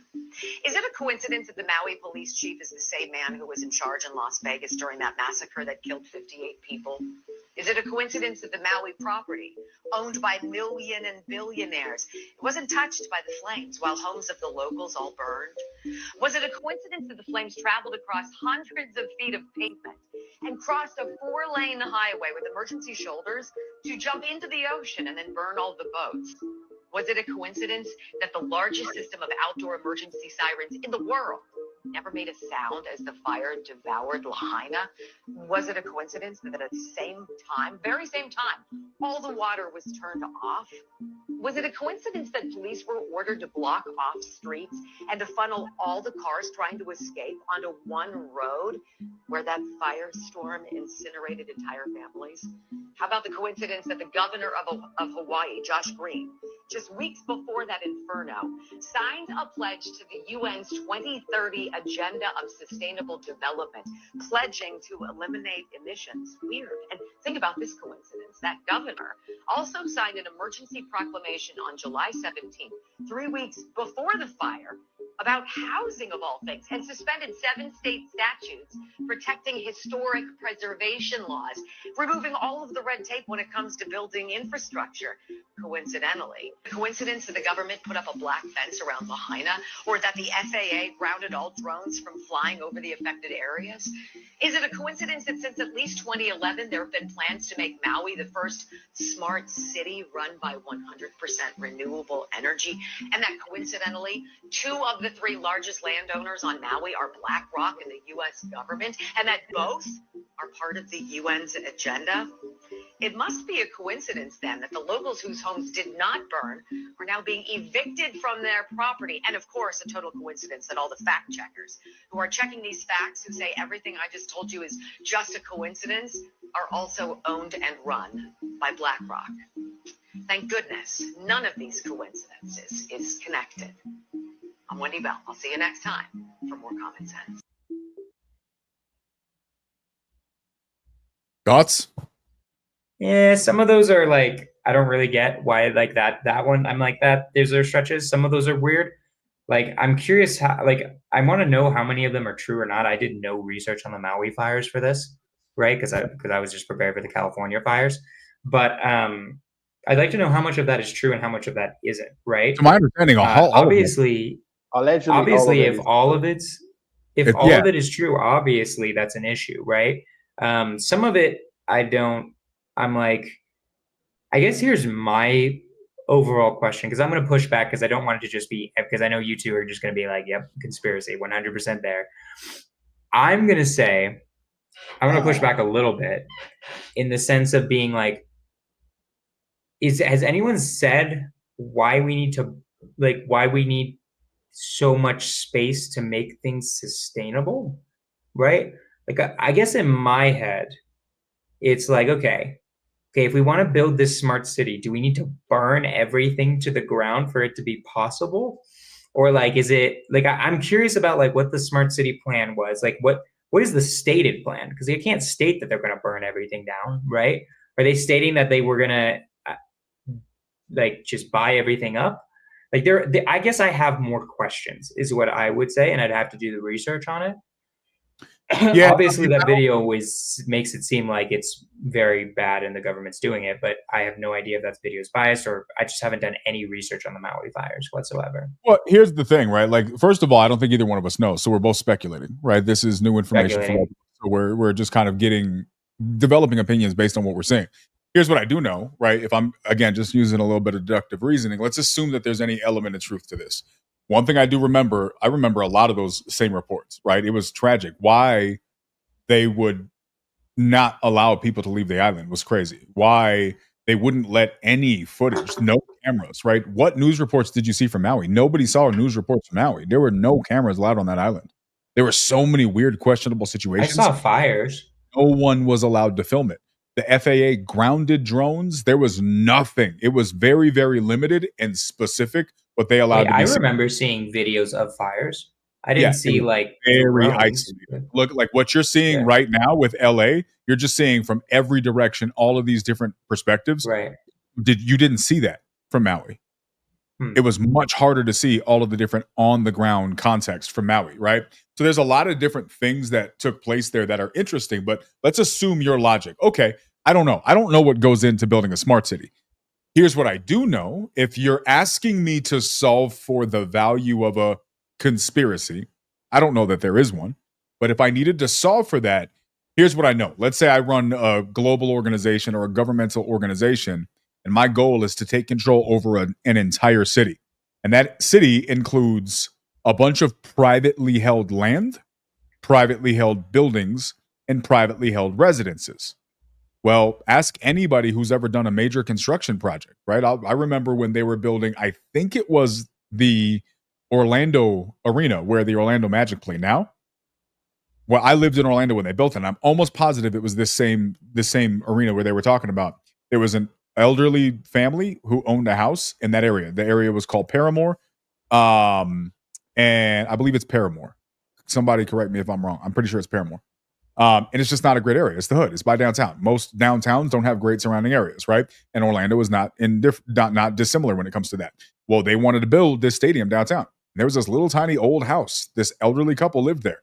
Bro, they offered them so much money, never wanted to sell it. It took so long, huge delay. One house, one seller slowed everything down, right? Well, multiply that by a whole entire city. Multiply that by a whole entire area. You can have the whole process stopped by decades, not to mention the cost associated with having to buy all these people out. And then, you know, if a whole neighborhood's getting together, they're going to start talking. Hey, let's hold out, because then they're going to raise, right? Just think about it from a business standpoint. You know as well as I do, if you're doing from an infrastructure standpoint, bro, it's borderline impossible, because you're going to have a margin of percentages that's going to stop you. And so what you're doing is you're investing hundreds of billions of dollars into a project, and then you're going to have these random people that you probably don't even think are intelligent stopping your project. That, for me, Jonah, if I'm looking at it from their perspective and my goal is to put this city into place, you tell me a better way to get the project done. A natural disaster. Conveniently, I agree. Everybody out of the way. It solves all of your problems. It does the demo for you. Demo's free. Nobody's going to stay. The 10 people that saved their houses, you think they're going to want to stay in an apocalypse zone? Nobody's going to want to stay there. No water. They have no water. They have no electricity. They have no nothing. It's very easy for the city to say it's unsafe for us to reapply. So if you do want to stay here, it's going to be so much easier. So I don't know that this is what they're doing. I'm not saying that this is what they're doing, but if you're telling me motive, that's probably the best way to get that done. No, I definitely agree with you that this conspiracy has much more plausible, logical follow through that I agree with. Like, I don't disagree with anything that you just said whatsoever. Like, I 100% agree, right? Like, it would be much more convenient in that way if I was a world government that was trying to do all this stuff. I don't know anything about the Maui fires. It's in the plan. So in the plan, you first of all they want to remove basically cell phones. You know, it's like you will have your hand, with your fingerprint, you'll be able to get into your apartment. With your voice, you'll be able to call a smart card. So which is cool. Yeah, it's cool. It's cool. It's very interesting. However, you go online and talk bad about the government at that point and see what happens. You know, like we have countries in the world like China, where certain things you can't say when you're there, right? And so there is the reason why this conspiracy go wild is because people are thinking, I'm going to lose my freedom, right? And that's why they go so crazy, and that's why they're all over the internet. Because yes, it's interesting to digitalize everything, but what happens when we're there? Then who has the control? Right? Check this out. Check this out, Jonah. We're dealing with a myriad of issues. I was just talking to Josh Green, the governor of down in Hawaii, who had some ideas around some land use concerns he has around speculators coming in, buying up properties, and the like. So we're already working with our legal teams to move those things forward, and we'll be presenting those in a matter of days, not just weeks. Interesting correlation there. Wait, I'm confused. Isn't he talking about just preventing people from preventing like speculating, like buying and like forcing it, getting prices so high so that regular people can't buy it? Isn't that what he's talking about? What do you think he's talking about? Yeah, I mean, yeah, I think that's essentially what he's saying. But what's the motivation? To stop people from coming in, to stop wholesalers from coming in and buying up land so they can do something with it earlier? Okay, well, if it's a free market, why would you stop people from buying land if they're offering a fair market? Maybe, but like, I mean, okay, here, this I can give a little bit more perspective of, because I grew up in California. I know of the very liberal perspective, right? If you're super liberal, your opinion on real estate investors is you guys are just fucking, if you guys weren't here, there would be everything would be way cheaper. You guys are buying up all these properties, taking the supply off the market. No, I'm not the problem. No, you're the problem. You're from California and you're a real estate investor. You're the definition of the problem, Jonah. Get your shit together. Maybe. But point is that the point is that from that liberal perspective, what Gavin Newsom, in my opinion, what he's talking to is he's trying to placate those types of people and be like, yeah, like we're going to make sure these greedy real estate investors aren't making your properties any more expensive because we have an affordability crisis, right? Obviously they're wrong, because what type of properties am I buying? I'm buying the shittiest property on the block, right? Like that everyone wants to be renovated, right? But I don't know. I think he was talking to that more. That's my personal opinion. I don't think he was. So I want to talk about this one, and I want to talk about this one from two different perspectives. Okay. What happened, Jamarco? No, Jamarco wants to say something. I found something. We'll see it later. Hit me. Throw it. No. Show it. Go ahead. So the last video posted on the chat shows the project for the railroad and where all the fires in California in the last 10 years have been, which is questionable, because if you think about Hawaii, these people are still not able to rebuild or do anything over there. And so open that one. So or even a screenshot if you prefer, because I don't think it's moving. It's just an image. No, let's play it. Yeah. Jonah, what do you think of this?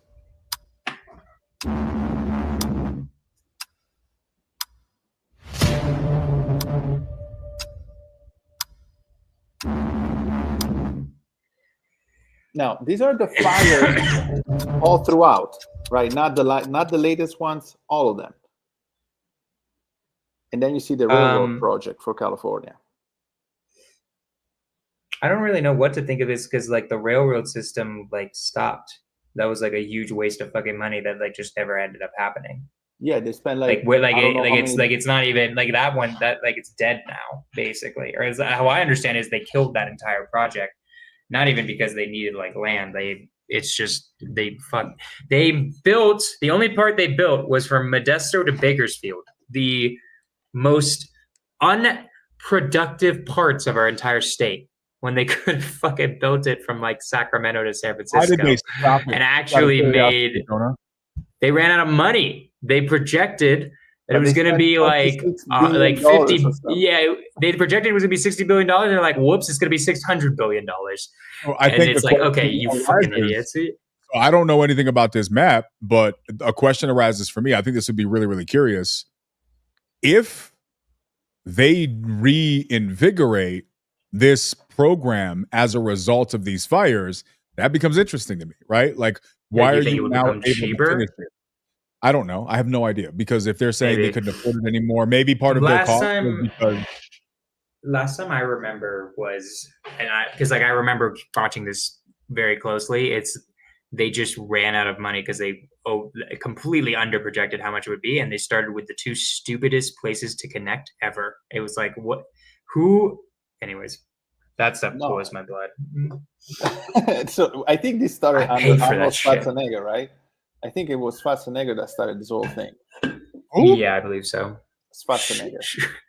Who? Arnold Schwarz. No, like, I want to hear He's German. No, that's mean, dude. I don't even know if I can pronounce it right. Schwarzenegger. Nagger.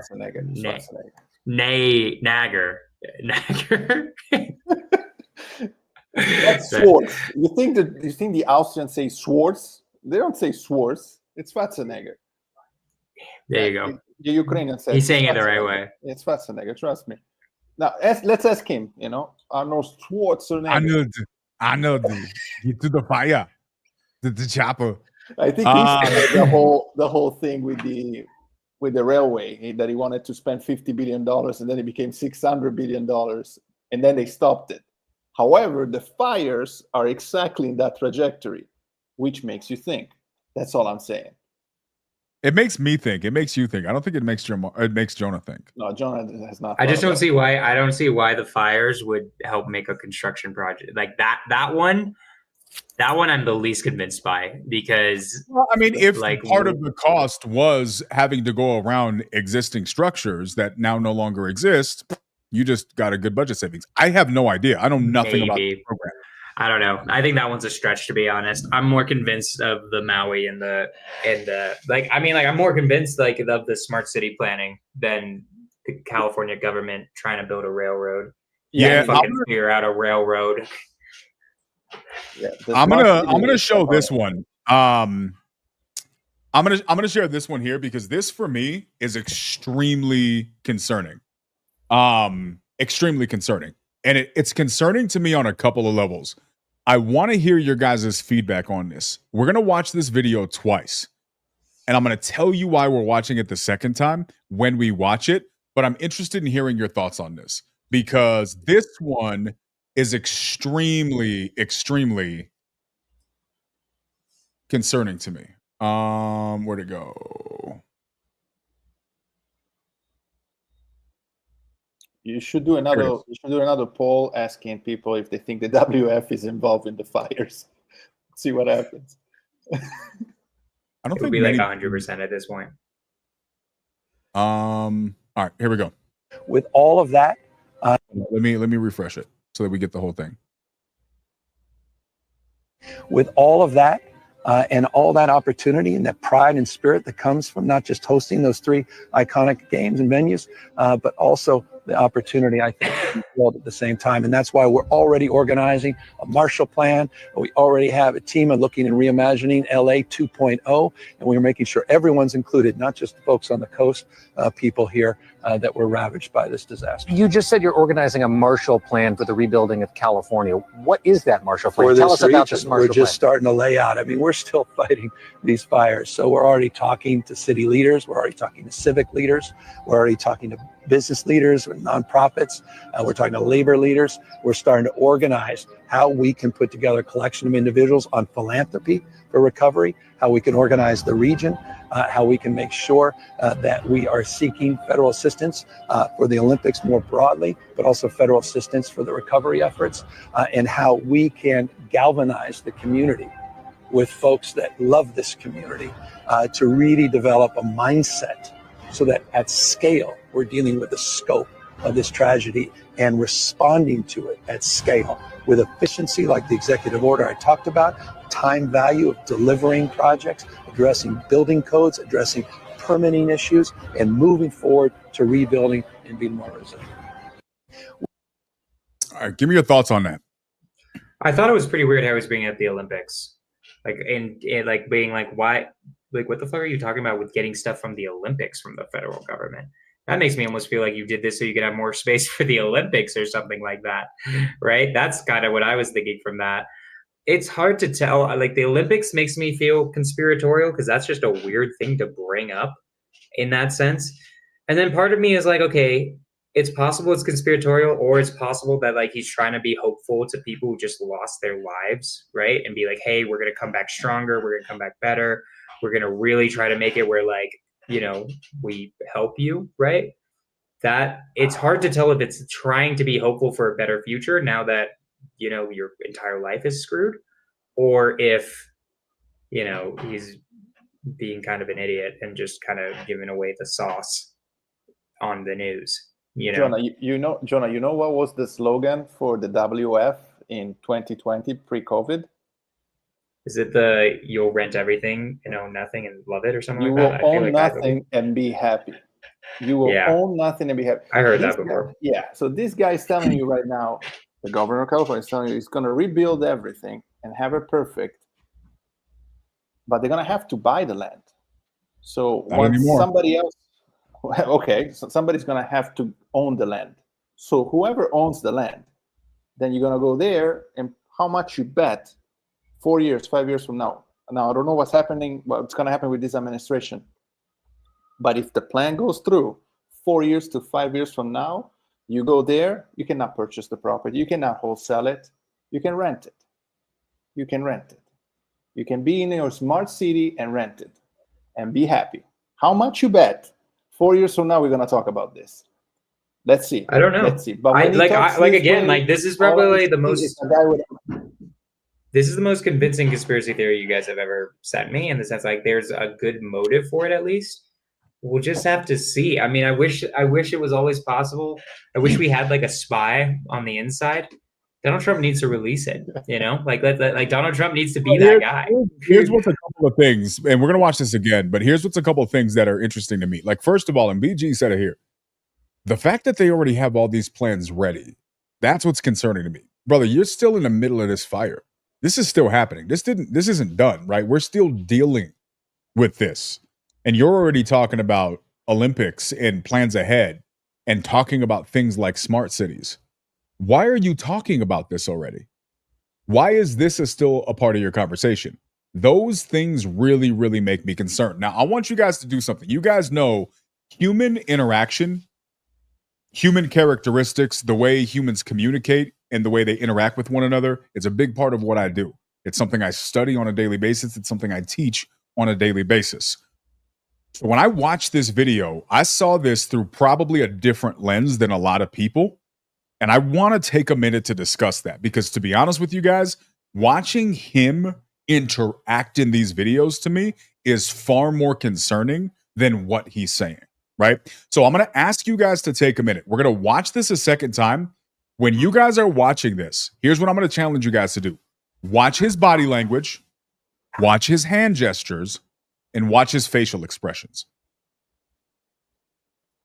With all of that, and all that opportunity and that pride and spirit that comes from not just hosting those three iconic games and venues, but also the opportunity, I think, to rebuild at the same time. And that's why we're already organizing a Marshall Plan. We already have a team of looking and reimagining LA 2.0, and we're making sure everyone's included, not just the folks on the coast, people here that were ravaged by this disaster. You just said you're organizing a Marshall Plan for the rebuilding of California. What is that Marshall Plan? Tell us about this Marshall Plan. We're just starting to lay out. I mean, we're still fighting these fires. So we're already talking to city leaders. We're already talking to civic leaders.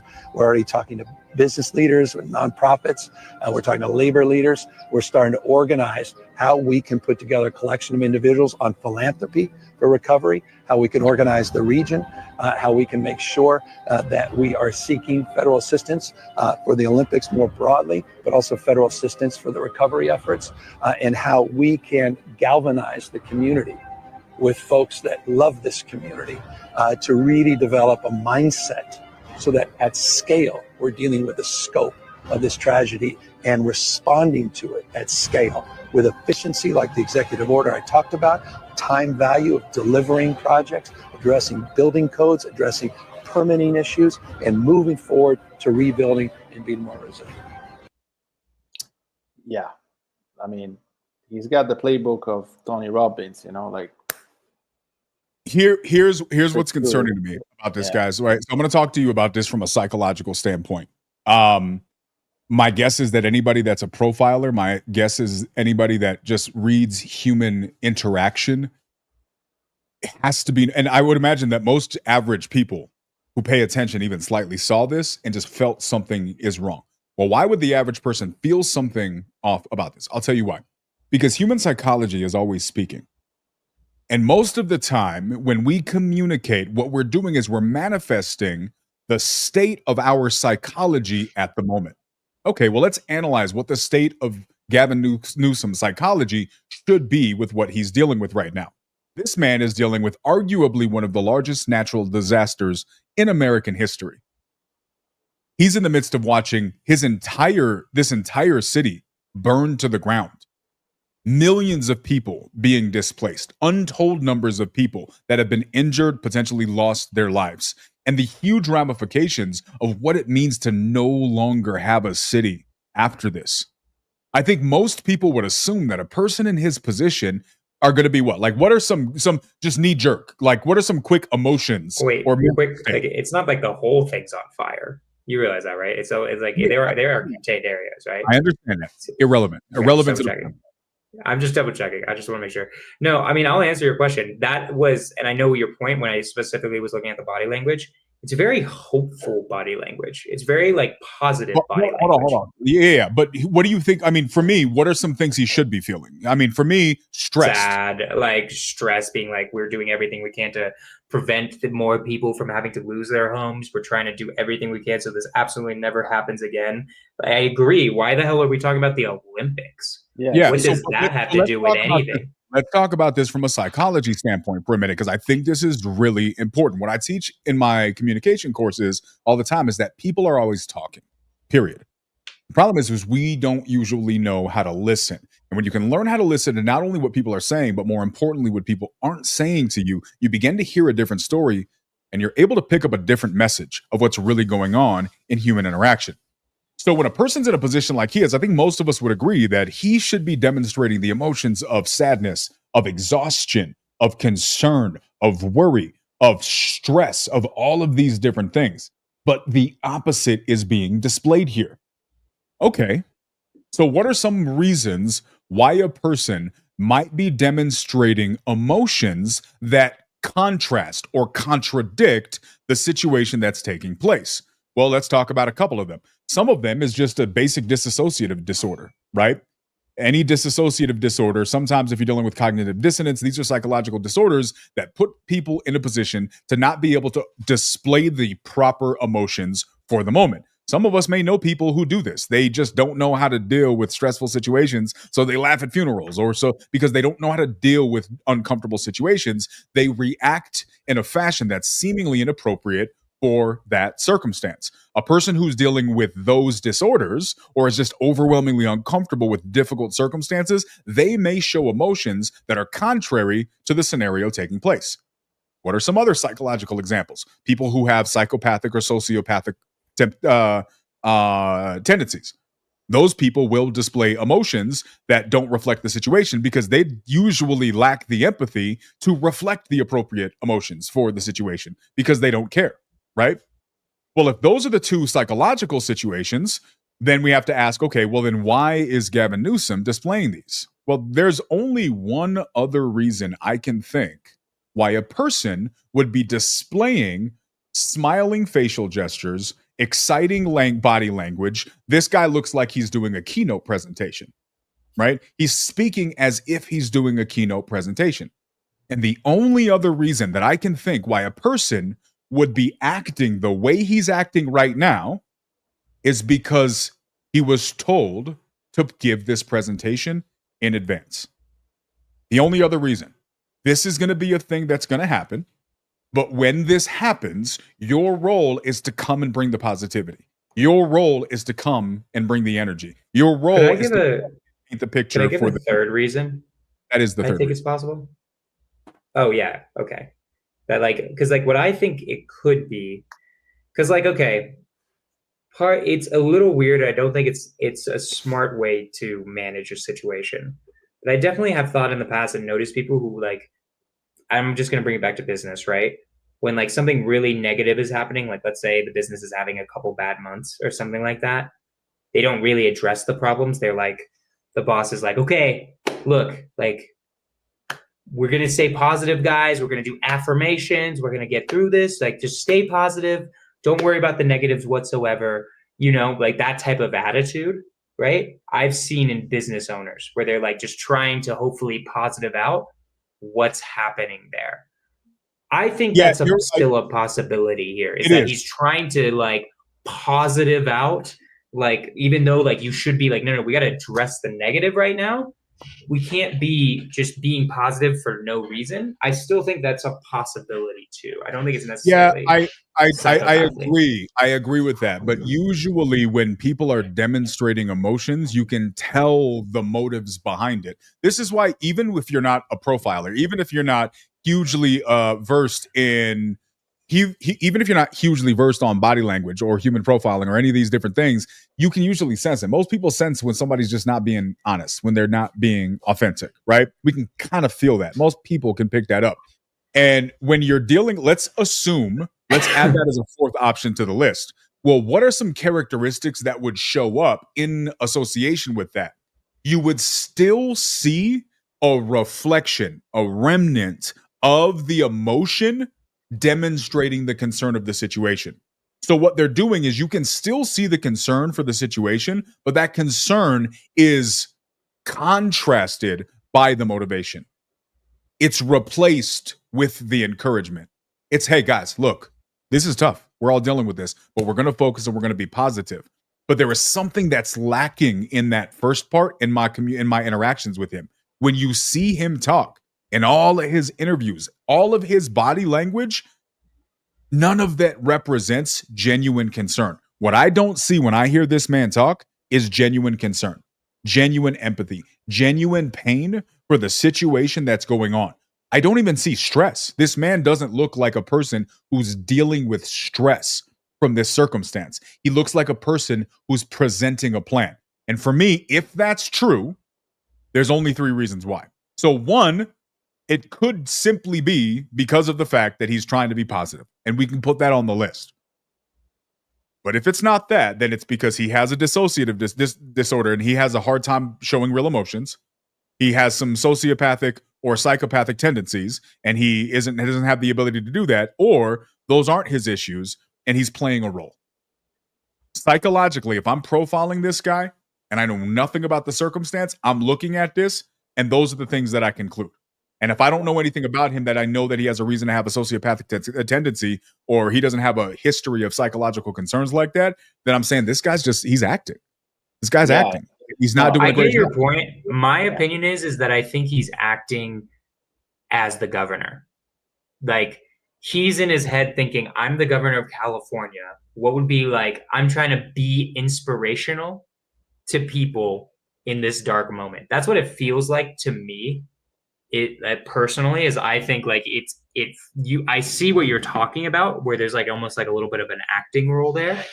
And I think it to me, at least, I lean towards he's making a mistake of trying to make something optimistic right now out of this bad situation, which I think is later type of thing. And he's thinking very much of like, how do I want to look to people as the governor of California during this crisis? Do I want to look this guy a lot of credit? Do I want to look negative? Yeah, is it what I'm saying not plausible? I think it is a plausible thing as a governor to be like, I'm thinking about how I present myself to my state and my constituents, right? I don't think that's implausible idea. No, he probably does do it, but you also have to consider that he's literally, as you said, doing a keynote speech. Like, he's giving a presentation like this. That speech, he has played that in front of the mirror multiple times. Sure. And that's what's all about it. Because when you're going to do it the night before, while there are the fires outside, you're playing that in front of the mirror? Or have you played it a couple weeks earlier? Have you played it a couple weeks earlier? Like, how did this came across? Or was this, even better, was this a presentation you had to make for the smart cities and you think this is the right time to do it? And the timing is just off. That would be that then you're right. I mean, it's either I'm right or he's just a straight psychopath that like literally doesn't understand like what is happening around him. So But I don't know. I mean, he could be. He could be. I don't know him well enough to know that. I haven't followed this guy enough to really develop a feel. Like I'll say this much, Keanu. It's the option you put about like I forgot how you phrased it. Like the person who laughs at a funeral. That's not someone who can become the governor of California. I agree. Right. I agree. That's that option. I'm Xing out. So like I think basically in my head it's either my idea or he's just a psychopath that is like literally doesn't give a shit about any of these people. I don't know. I don't think I could tell from that video which one it is what I'm saying. That's my opinion. Maybe he had this presentation. Maybe he has this presentation and it's just really wrong timing. And maybe he's not a psychopath. He just thought it was a good idea to bring positivity and make this presentation now. I think that might be it. Let's give him the this doubt. Let's hope. I'm just saying I don't know, and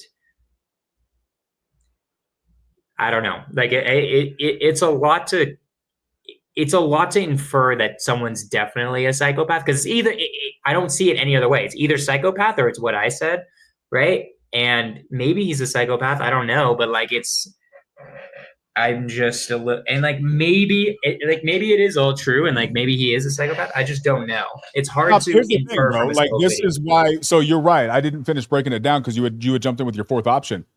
But here's the thing, bro. I agree. No. You're fine. You're fine. But I agree with you, bro. Like I don't think a person with a dissociative disorder or like this here cognitive dissonance issue. I don't think those people get elected to an office like this. They can't present that way. They don't have the wherewithal usually to be able to maintain that. A sociopath would, a psychopath would, but then you got to be able to demonstrate a lot of other things. So I just feel like to maintain that at large scale, you could. I don't see that with this guy. I just don't. So that leaves me. This is just basic deductive reasoning. This is emotions out the window. This is human profiling using some deductive reasoning. The only other thing left is this guy is just reading the script. And he knew this was going to happen in advance, and he really had to be prepared. And so here's what's interesting to me. So let's combine that with the words that he said. We already have all of these things intact. They're talking about smart cities. They're talking about all of these different things. Why are you talking about this when the fire is still going? This is not a plan that you fully flushed out yet. It's very odd that you're already having established plans for conversations like this when you haven't even fixed the problem at hand. That doesn't make sense. Now, if you saw this video 30 days from now, I can't really say anything because you should be making these types of plans. This is the conversation you should be having. But the fact that you had this conversation right now, before the problem is even over, you had it with this body language, and you're doing it at this time, this tells me there's too many coincidences coming together. You're not playing your position right, bro. You're showing your hand too soon. That, for me, there's too many coincidences for that. He also did talk about like, hey, we're still dealing with the fires. Like, I don't have like everything planned out, right? He did say that in the video. I would say like maybe I know what you're talking about with the acting part. There is a part of that I'd see the acting in the way that he's doing it. He's very poised on that. I think personally that is more likely because I've seen him speak before. This isn't the first time I've ever seen Gavin Newsom speak. He very much speaks in a way that makes you feel like he's acting. Like you watch any of his, like I don't know if you guys watch speeches of Gavin Newsom because I actually watch. He's been trained. He's trained. He's trained on the way he speaks with the hands. Like he talks like that almost all the time, right? So to me, because he talks like that all the time, it's not just right now with this fire, right? I think what it is it's more of how he learned how to be a politician, was that he wants to always be presenting the best face possible, which is somewhat of an act for him as just a politician. I don't think it's necessarily he's bought and paid for and he's just reading a script. I think it's possible that the acting that you're seeing, and that's real there, Keanu, is him thinking what he is supposed to be as the governor of California. That to me, because I've seen him act like that before, Unless everything's a script, and I mean, maybe it's possible. I don't know. Maybe everything he fucking does is a script, but I don't know. We can also take the higher route, the non-conspiratorial route, right? They had a plan to make smart cities. There are the fires. They jump on the new opportunity, and he makes the pitch now that he had ready before. You could also say that, you know? Yeah, look at this and tell me if this impacts your opinion on this. It's a brief video, but give me hold on. Share. Boom. Is this right? That's not it. What are you doing, bro? All right. Tell me if this impacts your thoughts on this.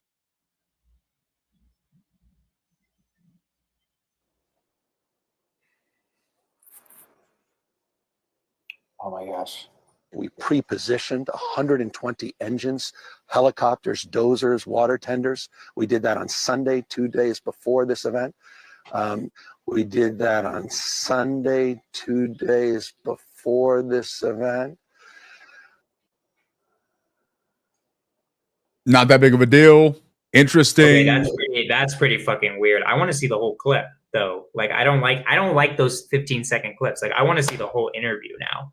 Right? Yeah. Like what was the full context of that? Let me see. Admittedly, from that clip, that is like, wait, what the fuck? Like that's the first thing you showed me of him that I'm like, whoa, what? Yeah. I mean, he but definitely had that interview speech if ready. we can find it. He definitely had that speech ready, guys. He had it ready. Like, I would like to see the full context though, because everything can be taken out of context. That was like a 15-second clip. I don't like going off 15-second clips, but I do want to see that. I don't know if you know where the full interview is. Yeah, I'm looking at it right now. I'm trying to find that particular spot. Yeah. So John, you think he prepared it and then he just misused it? No. I mean, from that clip. No, the one before. What do I think? Yeah. I've seen Gavin Newsom talk from the clip before. I've seen Gavin Newsom talk so much. He always talks like he's doing a TEDx speech constantly. Fun fact, I actually got a picture with him when I was part of the Democratic youth group in college. Fun fact, I could send that out there. He was way cooler back then. I don't like him nearly as much now. But anyways, he always talks like a politician. He always talks like he's doing a role. Like it's very obvious to me. I've seen it in many different speeches. Yeah. So to see it again in this role, it doesn't spark my alarm signals as much because I've seen this man talk like that constantly, right? So that's why I'm like, okay, like if he was changing his behavior from what this fire was, I understand. But I think he just doesn't he's not very genuine ever is the point of what I'm trying to say. And to be fair, when he had the debate with DeSantis, his body language is you can tell he trained to speak because he thinks he thinks a lot about how he presents himself. Because DeSantis, for instance, says things that are beautiful, but then he has a tick. He does things. The body language is not there, right? So he's speaking. He's telling you, "Well, I'm gonna do this." That's DeSantis when he talks to you. Well, Newsom has, maybe doesn't say the same thing, but he will have the correct body language with it. So he definitely has some training there. So maybe it was all organized. Maybe he just improvised, but it seemed like theatrical in this case. He had bullet points, right? It wasn't just the body language. He had bullet points. I spoke with this guy. I spoke with this guy. I'm going to create this. We're going to do this. We prepared there. It's possible that that's just him improvising, but that would make him a really good actor. Technically speaking. No, I don't think he's improvising. I think he definitely okay. I'm really curious what we can watch about that preparing 2 days beforehand. That's crazy. But in terms of that clip, I think he did practice that. But if you're here's what I'm imagining. I'm imagining huge forest fires happen. I'm Gavin Newsom. I'm like, okay, shit, what am I going to say to everybody? Let's go practice in the mirror exactly how I want to say this. I want to be an optimistic leader. I want people to think that I'm the new Obama, right? Like people have thrown my name out to be president, right? And Obama was always hopeful and optimistic, right? So I want to be hopeful and optimistic. Let me practice this so I get this right. That's what I think probably is happening, because I know shouldn't be you being on the phone fixing the problem at that point. Marco, I'm not a fan of Gavin Newsom. I'm just saying that's what I think is going on. I don't think it's necessarily bought and paid for acting straight from the higher ups, and he has no thought process. To be clear, if the conclusion is that instead of helping resolve the fires, he's presenting his pitch in the mirror so he looks good on TV, that is sociopathic, psychopathic behavior. Maybe. I don't know. What do you mean? Maybe you're literally putting the lives of millions of people at risk so you can look good on TV. Is he doing nothing? Like I don't know if he's doing nothing. I think is he doing literally nothing? It sounds like he's doing fucking something, okay? Like I'm just saying, why are you guys making me defend Gavin Newsom? Holy shit. I'm just saying that, like, this part, I'm not saying that he's not doing anything. I'm just saying that he's definitely practiced this, but there might not be as nefarious as you guys think it is. This could just be simply self-centered, trying to be like, I want to present well on TV so that people feel better, people feel optimistic, right? And it's missing because it's like, that's not what you should be feeling right now. You should be feeling sad and being like, we're doing everything in our power. We're going to like do the X, Y, and Z. This will never happen again. We would never, you know, like all that stuff, right? I think he's just misguided. But anyways, did you find the video or no? Yeah, I watch it real quick. Yeah, let's pull it. Because like that, like I'm curious what the whole clip is, because if that initial 15-second clip is like, wait, what do you mean you had it 2 days prepared? This is a 5-minute video where they're walking around. Just like a minute before. Yeah, that's where this is where they're talking about this topic. Okay. Almost every single day. Yeah, I haven't talked to him. Hurricanes that were attached to fires. He's acting. When experiences. Heroic firefighters from all across the United States. We got folks from Texas. We got folks from Wyoming that have been pounding on this, the best next-gen technology. We've got these fire hawks, guys with night vision goggles, pounding these fires 24/7. We've got thousands of National Guard men and women that have been on here. We pre-positioned 120 engines, helicopters, dozers, water tenders. We did that on Sunday, 2 days before this event. So with respect to the future vice president, I didn't hear his remarks, but I would invite him, as I did Donald Trump, to visit with the community, express empathy of the scale of this tragedy, and be here for the American people that happen to reside here in Southern California. So he doesn't really. Can you go like 1 minute before? I'm just curious what he was saying with like I mean, obviously, like the fires started last Tuesday, right? Like there were no fires whatsoever before, not the Tuesday that just happened, but the Tuesday before. Like when did the fire start? I think that was actually it, right? I just want to double check. I have no idea, bro. Yeah, check that out. Oh my God, we got Cap. We haven't seen you and your delusional outlook on the world in like a month. Cap, I love you, dude. Yo, Cap's outlook on the world is perfect, dude. You're the delusional one. Look, oh my gosh. Science is never wrong. The government would never lie. And you're dumb if you ask questions. Just ask Cap. Listen, the body language. It started Tuesday. That's freaking weird. That is crazy that he would say that. I don't know if that was if that isn't a slip up, which is like being way too generous to him. That is crazy. That I think adds like a level of like, what the fuck. Listen, this guy. But I would like to start. I would like to start like 1 extra minute beforehand, just real quick, just for myself. Literally, that was the topic, right? So he was talking about insurance before that. Oh, okay. There's something that's particularly pressing for this. So what happened was they were talking didn't follow up on that. Yeah, so she was follow up questions. God, I hate no. So they talked about insurance for like these couple minutes, and then she was like, "You're being scrutinized about your competency on this. What do you have to say to that?" And this is what his response was. And his response was to say what he said here. That was the only question. There was no everything else before. I won't lie. That one is unexplainable and crazy. Like it's like, okay, maybe you did know about this then. If you did actually prepare people 2 days beforehand, which like if you're slipping up, In fairness, what I'm going to tell you right now, and I'm going to just look, this is human profiling. I'm going to tell you right now. Now, to be clear, I do not have a baseline on Gavin Newsom. I do not know Gavin Newsom. I do not have a baseline on Gavin Newsom. But I'm going to tell you right now, this right here, pull it up, Pumpkin. I got 846 tabs open. That's my problem. Yeah, I mean the shoulders, the way he moved the shoulders, he's trying to project security and strength and security so much. That's training, huh? That's real training. Yeah, but here's the thing. This is under the. Look at his eyes. Oh, He's tired. He's tired here, right? Like he is worn out. Maybe if there was a slip up, maybe this is why, Jonah, because he's tired, right? I think here you can see it weighing on him. He doesn't have the gas that he did in that other video. This is a tired guy. This is a stressed guy. I have not seen any of the other videos. Look at his eyes. The FAIR plan, the state's plan. And it's very expensive. Very expensive.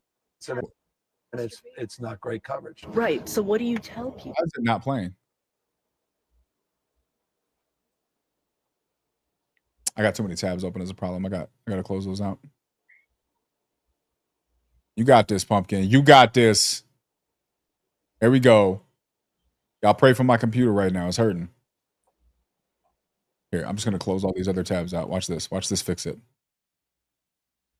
Watch this. 3, 2. Here we go.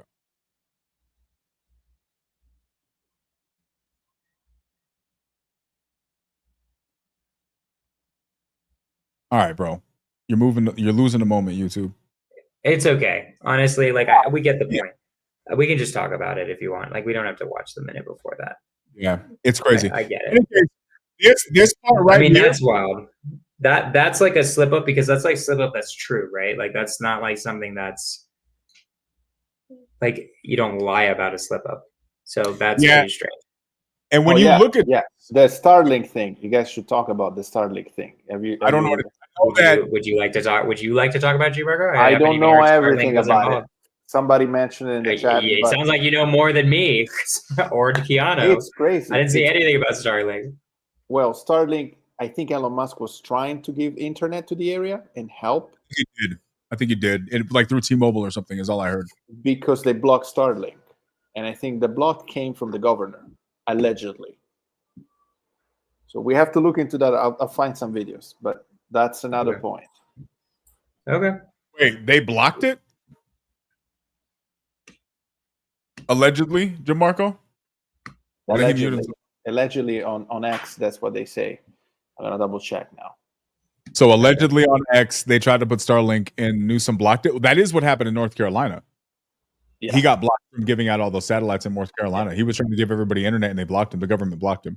To be fair, the community notes of X agree with me, but it's allegedly. So let me double check and give you the real reasons. So, okay. I mean, it's definitely the most plausible conspiracy. I'll say this. I'll just end on the conspiracy note. It's definitely the most plausible conspiracy that I think you guys have shown me so far, and especially that last video. Like, what the fuck was that? What do you mean it was prepared 2 days before the fire even started? Right? That does make it seem like you knew what was going on, right? I really wish that reporter was like, wait, you mean 2 days before this you had stuff prepared, right? That reporter wasn't on it or was in on it. I don't know. But yeah, man, I don't know. That's pretty wild and pretty wild. Yeah, I don't know, right? Like, to your point, this is all speculation, guys. You know, Jonah and I mentioned at the beginning of this, we don't really know a lot about what's going on here. Probably know a lot as much as a lot also of you guys. Developing situation, right? Yeah, but it really knows. In doing research for the podcast, you start seeing these things pop up and you start seeing these consistent themes, and these themes start lining up with other things. And you know, I think that one thing about, let's just use Cap's overwhelming support for everything narrative related, right? Well, the narrative that we're given says that evolution is an important part of history. Well, if that's true, then evolution requires that the strongest and the smartest survive. Is that not a fair assertion, Jonah? No, that was a completely incorrect in my opinion. Don't use a different example, bro. I don't want to get back into evolution with you. I'm on the track, bro. Okay, so bro, don't bring. All right. Anyway, so the assertion is that if evolution is accurate, then it's the strong survive. It's the survival of the fittest, right? Okay. Well, a lot of the people who are espousing that narrative wouldn't survive because, respectfully, y'all motherfuckers are stupid. You just out here believing whatever the hell anybody tells you. Just, okay, well, it's on TV. It must be true. You're dying first. I'm sorry. I hope you live. I hope you survive, and I hope you make it out. But you're positioning yourself to be the dummy that runs upstairs when the serial killer is chasing you with a knife. Don't go outside. Don't go to the car. Run upstairs and hide in the closet, right? Do that. That's how y'all act. Just out here listening to the TV and then thinking people who ask questions, they're the weird ones. Okay. All right. I don't know what the fuck. I don't know why we added that on at the end. I don't know what that was, Keanu, but like, what the fuck? Okay. Cap brings it out just of like so random. Bro, I believe in you, Cap. Cap, if you had a forest fire, you'd figure it the fuck out. You'd survive, dude. He's a smart cat, dude. Yeah, you know, he would just do he would go get his vaccine, and that would help him from the fire. Dude, where did all of a sudden you just turn the conservative like 200 degrees up out of nowhere? It's like, yo, this evolution thing is like strongest of the fittest, right? Well, if that was true, all you dumbasses would be dead because you don't question anything because you're idiots. Like, I don't know what the hell just happened there, bro, but okay. It's like, what the fuck? It was like right. Morning it just kicked in. That right was now. a moment. All right. Okay. Back to the topic at hand. Now, guys, like jokes aside, we don't really know about this. We're just looking at it. And then when information presents itself, I think it's important to ask. I think it is important to ask these questions. We don't know, right? But I do think it's curious. I think a lot of the stuff, Jamarco, what you presented, that's very, very curious. That C20 or C40 or whatever that is, very, very interesting. I think that these clips, very interesting to me. Gavin Newsom's body language when it comes to this, very interesting to me, right? The thing he said in this video, it really, really makes me wonder if there is something else here. Now, I don't know. Here's what I do know. Jonah, if you remember the beginning of last year, you asked me on the Scorch the Fears podcast, you asked me what I thought 2024 was going to be. I said it was going to be a weird and interesting year. Do you remember me saying that? Right? And you were like, no, I think it's going to be chill. Right? I think 2024. I always have that, Andrew. Yeah, you do. But 2024 turned out to be pretty weird and interesting. Did it not? Yeah. I think 2025 on a lot of fronts is going to be weirder and more interesting. I just do. Now, I think maybe not in every scenario. And we got Trump as president, bro. It's going to be a wild fucking ride, dude. We're going to be going on a roller coaster with that guy. Giddy up, my guy. Giddy up. Nah, but I just don't know. I just think there's a lot of things you guys have heard me say on this podcast. I'm on the record with a lot of the weird stuff that's about to happen. Right? Get ready for alien conversations. I told y'all think whatever you want. I'm telling you, these conversations are going to become louder. I'm not the one out here bringing the conversations loud. So either I'm psychic or I'm right. I'm not sure. I don't know. Just maybe I get abducted. I get abducted by aliens, and you're just like, bro, guys, I told you. Remember what I said about aliens? You remember that? Remember the aliens podcast? And Jonah's now abducted. So real talk. I feel like you would want to just chill if you got abducted. I feel like you're hanging out with the aliens longer. You're like, nah, I'm chill. Let's just hang out for a little longer. Go get an alien baddie, get a few margaritas. You know how it is. I mean, what am I gonna do? What's the alternative? You know what I mean? What am I gonna do in the spaceship? You know, call Keanu. Keanu, what the fuck are you gonna do? Is that an interstellar relationship? I don't know what that is. Dude, I'm trying to make universal peace. That's what you just want little alien babies running around, little alien fortunes.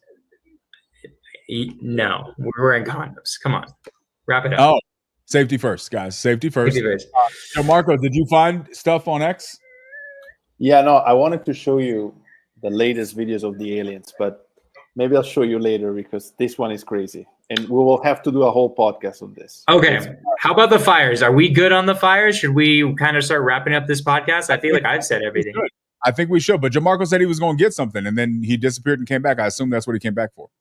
No, that one I haven't found yet because I think it's on TikTok and I have to listen to the video. So we can't. So real quick, I'm going to end this with this, guys. Please subscribe to the Profit and Paradox YouTube channel. I'm going to post it in my story as well. We posted it a few times in here, right? I'm going to try to go back to the top when Gianmarco posted that. Subscribe to that channel. Eventually, me and Keanu want to move most stuff there because that's where the channel, it's the whole podcast channel. So we really want to do that. That's the code. I'm sorry. I don't know how to put a link in StreamYard that isn't you guys all have to type out a long ass sequence. But why do you sound like that? What is wrong with you, dude?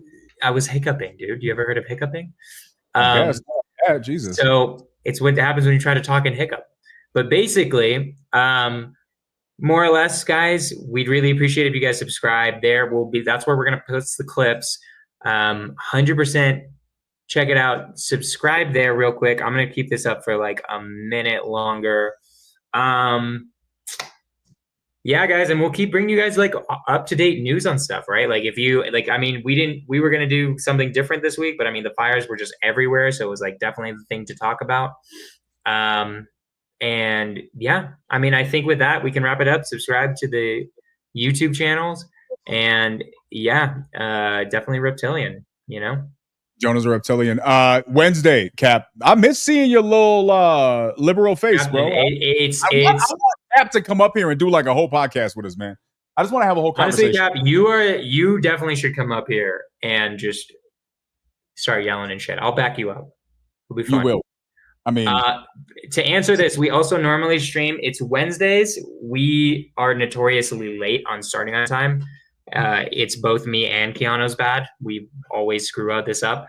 So theoretically before 5 p.m., I would say expect 5:30 because it takes us 30 minutes to get our. It's always something. Today I was here super early and then none of my stuff worked. My whole thing was broken and they were laughing at me. It was really bad. But late starts are a feature. Yes. Subscribe, turn notifications on. I feel like you guys, I think I need to add this thing on my YouTube because I got monetized. So I think people can join, they can join my club or a badge or something. I don't know how that works. I don't know if that rolls over to our other channels. So we got to figure that out. Wait, can they give us donos? I think you guys can do donations. Yo, imagine watching this podcast. And if you ever want to give us money. Yeah. Jonah needs money to take these aliens out. Right, he's trying to impress alien baddie, and he can't. I will do a lot of stuff on this podcast for money. Let's just say that. He was showing his titties the other week, just so you guys know. Wow, guys! Guys, we want to do this. We do this podcast. The reason why we talk about business sometimes and talk about this other stuff more is because there's more to life than just making money. Right? We will talk about business. We will talk about stuff like that. We have and will continue to do so. But we're also doing this podcast for you guys. So if there is a topic that is important to you, if there is a topic that you guys are curious about, if you guys want us to bring it up and discuss it, if you guys want to come up and discuss it with us, if you guys want to put us on game and teach us something, come up here, guys. This is what this thing is all about. We want this to be a family that's a growing family where we can just talk about cool things, have a good time, throw some jokes there in the middle. And kind of make the most out of it. So guys, please make sure he needs Benjamins to pop bottles with the ET battery. Shauna gets me. That right. With that being said, you guys now, with everything I just said and with what's posted on the screen, now you got to put it back. That pretty much summarizes the purpose of the Profit and Paradox podcast in a nutshell. Subscribe, go to the other thing. It's highlighted on my page. Tell your friends, tell your aunties and uncles if you really love one of us or both of us.